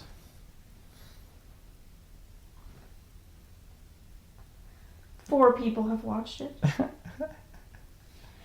But the thing is, like, I even personally am not that interested in grocery hauls. I just, like, spontaneously wanted to, like, challenge myself to post something, you know? Yeah. But your other videos have thousands of views, though. What I'm hoping to do, though, is to get back... No comments, though? I've turned off all the comments. Good for you. But what I'm Who needs comments? What I'm hoping to do is to get back into, or not really to get back into, but for the first time to get into doing some more homeschooling content. But what I really want to do is, like, I don't really want to show our kids so much as I want to show just kind of, like, what we're doing, like, curriculum and that kind of stuff. Totally. Because that's the kind of stuff that, like, I'm currently, like, really interested in and getting a lot of value out of, and, like, that I'm, like... It also just kind of, like, it scratches the itch to share what you're doing when it's, like... I mean, I think that kind of the reason I started watching YouTube, and then also the reason I started posting on YouTube is, like, a lot of it has to do with, like, interests that I have that I don't really share with anyone in my real life. And I feel like, in a way, like, posting on YouTube kind of scratches that same itch in that it's, like, parts of my life that are, like, I don't really necessarily have people in my real life that I would like share about these details with, but I would like to share them with somebody that's like interested to know, you know? Yeah, totally. But I'm excited for you to post more. Yeah, I mean, we'll see if I do, you know? 6 years later, Ash posts another video. Mysterious. Yes, we'll see what happens. Where is Ash? Right. What have you done with her? I know, right? She was on the Rob Burgess Show all the time. I have proof. To prove she's really still here. Did you just record this before? Hold up today's newspaper.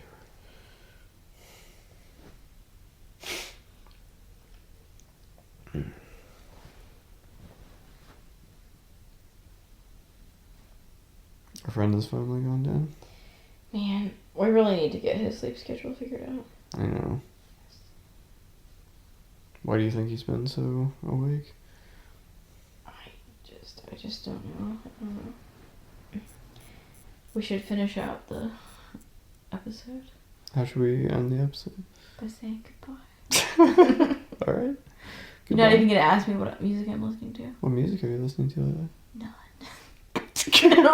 Well, it's been great talking. No, what music have I been listening to lately?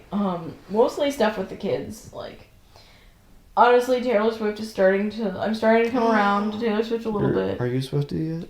I'm not a Swiftie, but, like, I like how much, some of our children like her. Did you see the coloring page that Emerald did today with Taylor Swift? She spent worked so so much hard on time that. carefully painting that, and She made me checked to Google. make sure She made me Google Taylor Swift's eye color so she could get it right.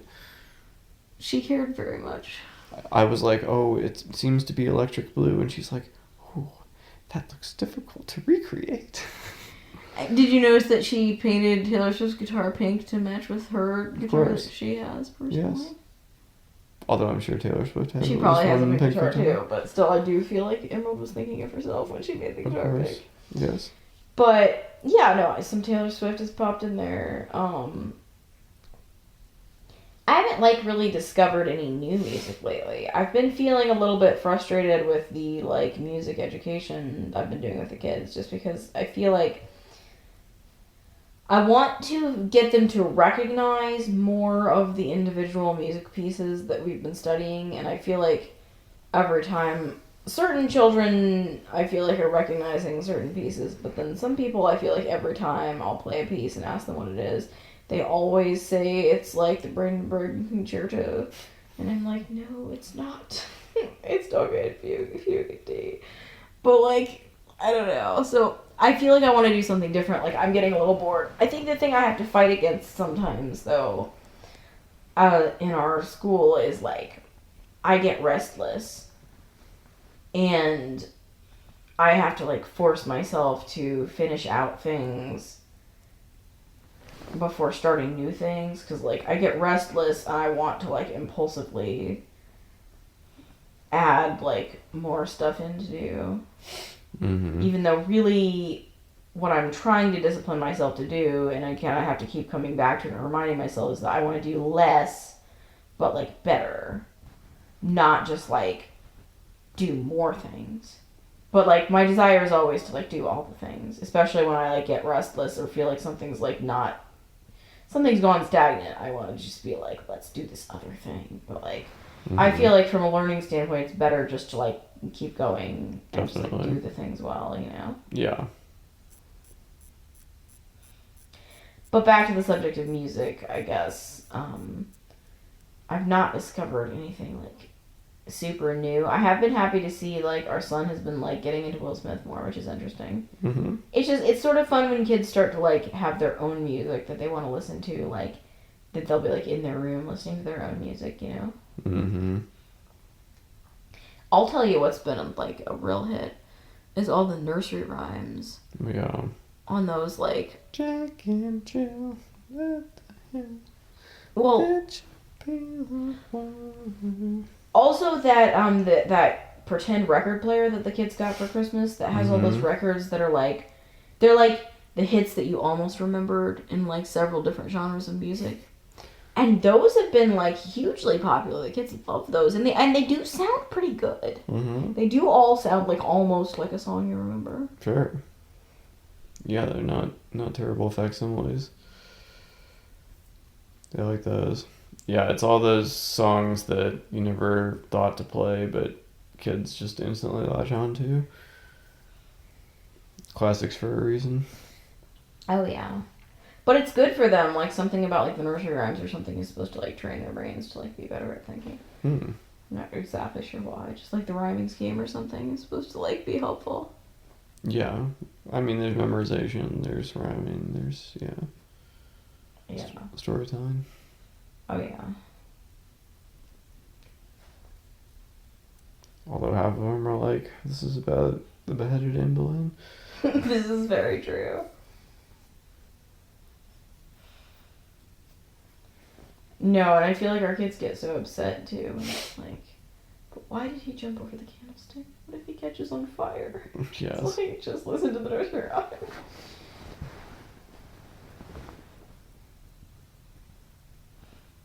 I'll tell you who really has it going on is that Laurie Berger, though. Yes. I have never seen a child jam out harder than the children's excitement when that Pump Pump Pump It Up, Chipmunk at the Gas Pump song comes on. Yes. Which, like, I initially had written off as, like, a filler song. Like, No, I was like, this is clearly a song that she just, like, composed emergently because she needed another song for this album. But, like, the children cannot get enough of that song. Mm-hmm. Yeah.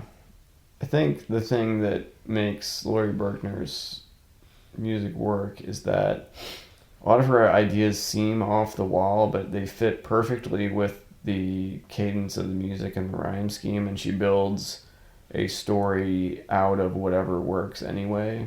Mm-hmm. Like, I'm positive that she came up with the phrase chipmunk at the gas pump and then, like, composed a song around that rhyming couplet, much like the Victor Vito and Freddie Vasco. Like, that's you know, like who is that? Why is that? It just sounds good with the music, but then it's like she took that nugget and was like extrapolated it into a whole song. So it works on a fundamental level, and then anything you add onto it, you know, works by proxy. You know. Yes, no, that makes sense. It's just I never would have seen that Chipmunk at the Gas Pump song coming. Yeah. Some of the others, like, some of the others are good, but in a way where it's like, this is obvious. Of course this is going to be good. Like, We Are the Dinosaurs. Like, We Are the Dinosaurs marching. Like, obviously that was going to be good. Like, what child doesn't want to be pretending to be a dinosaur and, like, marching around? Yes. But, like, Pump, Pump, Pump It Up, Chipmunk at the Gas Pump, like, I couldn't have come up with that. Like, I realized that I also didn't come up with We Are the Dinosaurs marching, but, like, you can kind of imagine that you could have. I can't imagine that I could have come up with the Chipmunk at the Gas Pump. Like, yeah, exactly. It's not something I ever would have thought of. But, like, the children love it. Mm-hmm. Of course, now that, like, we have that Tony Box King that keeps trying to put... Like, I'll be trying to, like, listen to other music, and he'll just, like, start playing something on the Tony Box, like, aggressively. Yes. It's always something I wouldn't expect. Like, he'll put on, like, the Aurora one. Right. Hail to the Princess Aurora. Although I was appalled to find out about the Smokey the Bear Tony character. I still think you should have checked the track listing to see if there were, like, some songs that I played the later. sample and it was just like, only who Hello, can I'm prevent fires. It's But like, to be fair, wasn't that I'm not gonna exactly pay what you you- imagined Smokey the Bear would be saying? I'm not going to pay you $20 to tell me that. When I could But, just like, watch the YouTube commercial for free or whatever. Don't you think that, like, after that, Smokey the Bear was going to, like, sing some whimsical songs about the forest or something? Well, really? I think you should have checked the track listing. I bet there were some songs. It's Or, hard. like, a story about some people that, like, failed to prevent a forest fire or something. And I want to hear that over and over again. Like, I don't know. You're saying it doesn't have staying power. A lot of these other ones have staying power. That's only because I carefully combed through the website and bought all of the best ones. I'm sure there are, like, plenty of terrible ones. Oh, sure.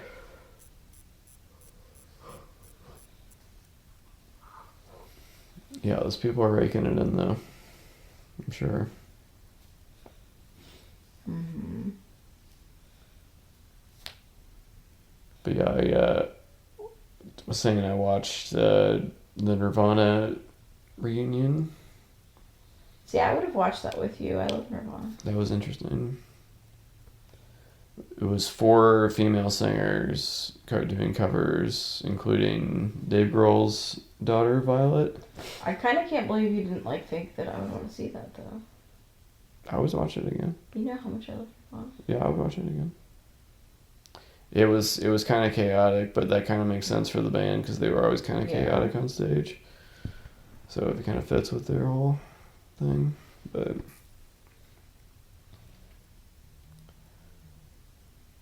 did you feel like Violet Grohl was good, or was it very nepotism?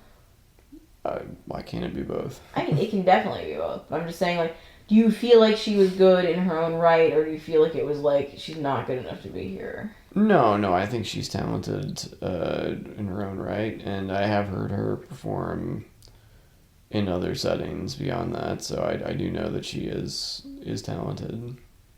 I definitely think some doors have been opened before her. But I don't think you can be mad at someone for going through a door that's been opened for them. I just mean I'm sure once they go through the open door, do they have something to offer? Yeah, I'm sure there's people at least as good as her toiling in obscurity, though. Sure, but I'm just saying, there's not people, she's not, significantly worse than other people. I don't think she is unjustly in the spotlight. Yeah, that's all I was asking. I think she has the opportunity, and she has the door opened to her, and she's able to walk through it, I guess. That's super fair.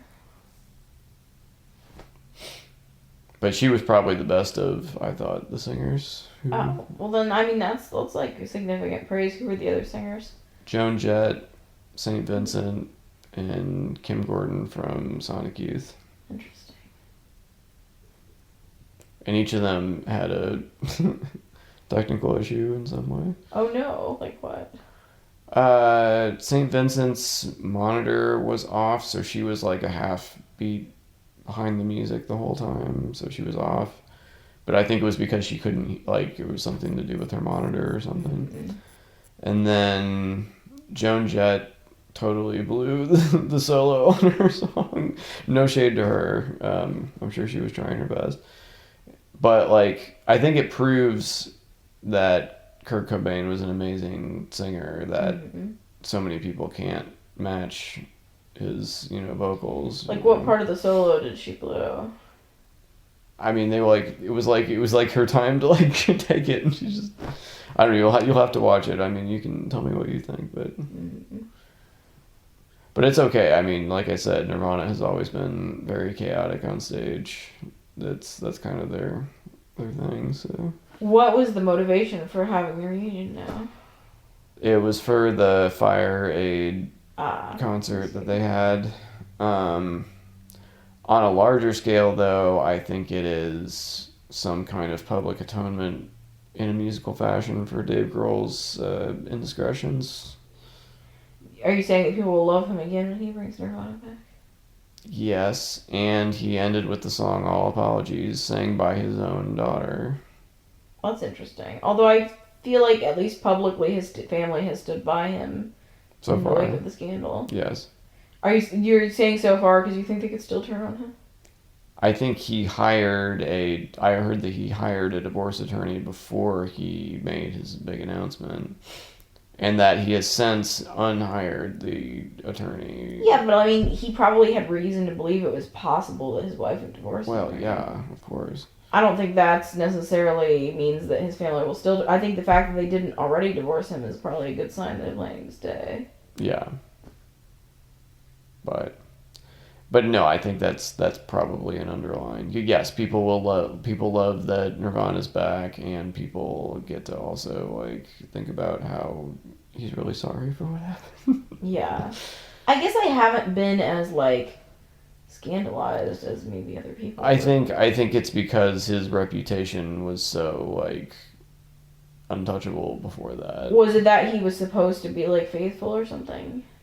Yeah, and it's just I think the general idea is that Dave Grohl is like kind of like he's like a nice guy in rock or whatever, and it's like it seemed out of character for people that would, I don't know. But I mean, like, he cheated on his wife. Yes. He didn't, like, assault people. No. I feel like it's so, you know what I mean? I don't feel like, I feel like it's such a different sort of an indiscretion. Yeah, and I think that's why he's not canceled. I think he's just incredibly embarrassed. Tarnished, yeah. I think that I mean, he should be embarrassed. He should be embarrassed. He did a terrible thing. I'm not saying it's okay to, like, cheat on your partner. I'm just saying, it's like, not against the law. I don't even mean, like, against the law. I just mean, like, it's a bad thing to break faith with the person you're in a relationship with. It's a different... I see it as a whole different level, though, than, like, people that are, like, going out there and, like, assaulting people. Yeah, he's not like Harvey Weinstein. You know what I mean? Yeah, I think everything, from my knowledge, is consensual. It was just he shouldn't have been doing that. And he shouldn't have done it. Yes. And obviously he did it so much that he, like, made a new person. It wasn't even like he just did it, you know what I mean? And he did it, but it's like, yeah, I mean, that's he did it so much that he, like, he brought another person into the world. That it wasn't just wasn't a one-time. It was an ongoing deception. Yeah, and I mean, that is very terrible. I mean, that is a terrible crime on, like, a family level. I guess I do see that. It's not really any of my business. I guess that's what I'm saying. I see it more as a private matter. Like, if I was his wife or her friend or his daughter, I would feel very hurt. But, like, as someone that doesn't have any stake in that relationship, I feel like, you know, I judge him for it a little bit, but it's like I said, I just don't think it's anywhere near the level of, like, these other people that we hear about, like, attacking people. Yes. I just think it's that he put the expectation out there that he was, like, a quote-unquote good guy or a decent guy. Mm-hmm. And I'm not saying he's indecent. He definitely did an indecent thing, but I don't think it makes him, like, irredeemable as, like, a human being. Yeah. Like, I will still listen to his music. I'm not going to boycott, you know what I mean? Yeah.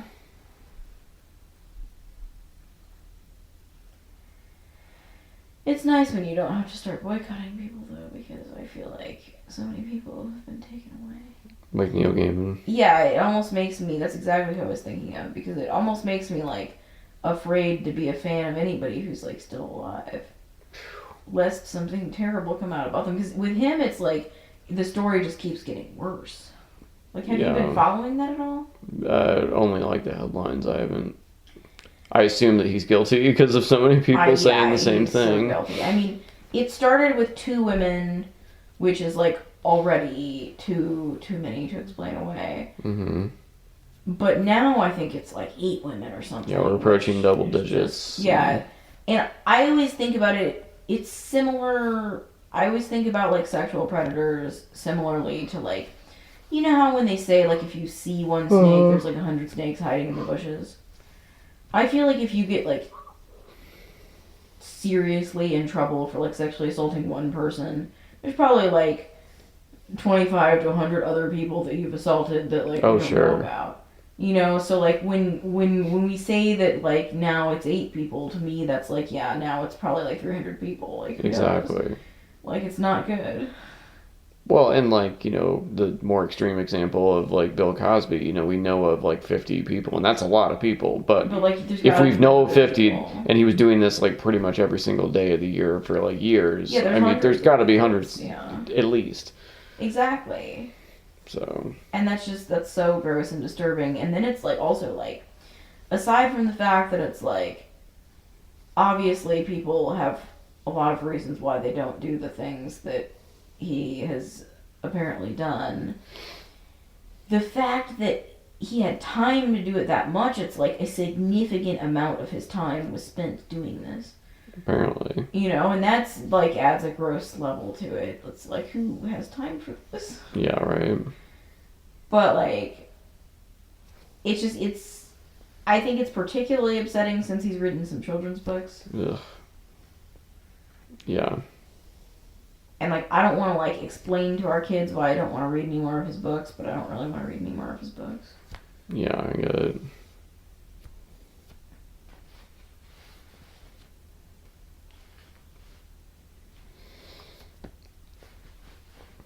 Although I guess you have to learn to separate the artist from the art at some point, but...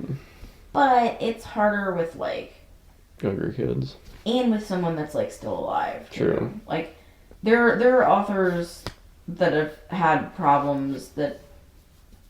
It's like you're dead now, so, like, you no longer have the opportunity to learn and change. Mm-hmm. And maybe you were living at a different time, which doesn't excuse what you've done, but it does make it easier for me to just be like, I can enjoy the good things that you did, even though you were also terrible in certain ways. Mm-hmm. When someone is still currently alive, it's harder for me to do that. Yeah. Like, there's authors like C.S. Lewis and things that, like, some of the things that they wrote reflected some things that were, like, not what you would hope to see from them. But it's like, he's no longer alive. I can appreciate the really positive things that he contributed. But, like, if he was alive right now, I'd probably be a little bit more critical. Sure.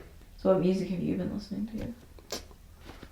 James Brown, Chromeo, Rolling Stones. Now, what motivated the James Brown? That Blink Twice movie we saw. That was a good movie. Mm-hmm. What is Chromeo? You'd hate it. You know, I could already tell that I would hate it just from the name. It's electro-funk synthesizers. You know, oddly, that's also what I was imagining based on the name. It's like, It's if I had to exactly pick what I like the like antithesis of what the kind of music you like, I think it would be it. I love it though, it's so catchy. It's like Hall & Oates meets Daft Punk. I might like that, you don't know. I do know you wouldn't. I think the synthesizers would really like. You just think there's too much synthesizer? They use a talk. They also use a talk box. Yeah, that's what I thought you'd say. Yeah, I mean, that doesn't sound like something I would like. No. But I would be willing to give it a try. I'm falling asleep. Do you want to say goodbye? Thank you for being on the Rob Burgess Show again. You're welcome. Everyone should like and subscribe. Yes. Don't comment though. Keep your comments to yourself. I might turn the comments back on. No, keep them off. Like, Who needs the comments? No one should comment. I mean, I do think that somehow if you get more comments, maybe your video gets, like, boosted more. It's not worth it. Yeah. Well, I'll talk to you soon. Yes. We'll be in the same bed. Yes. We're already in the same page. That's true.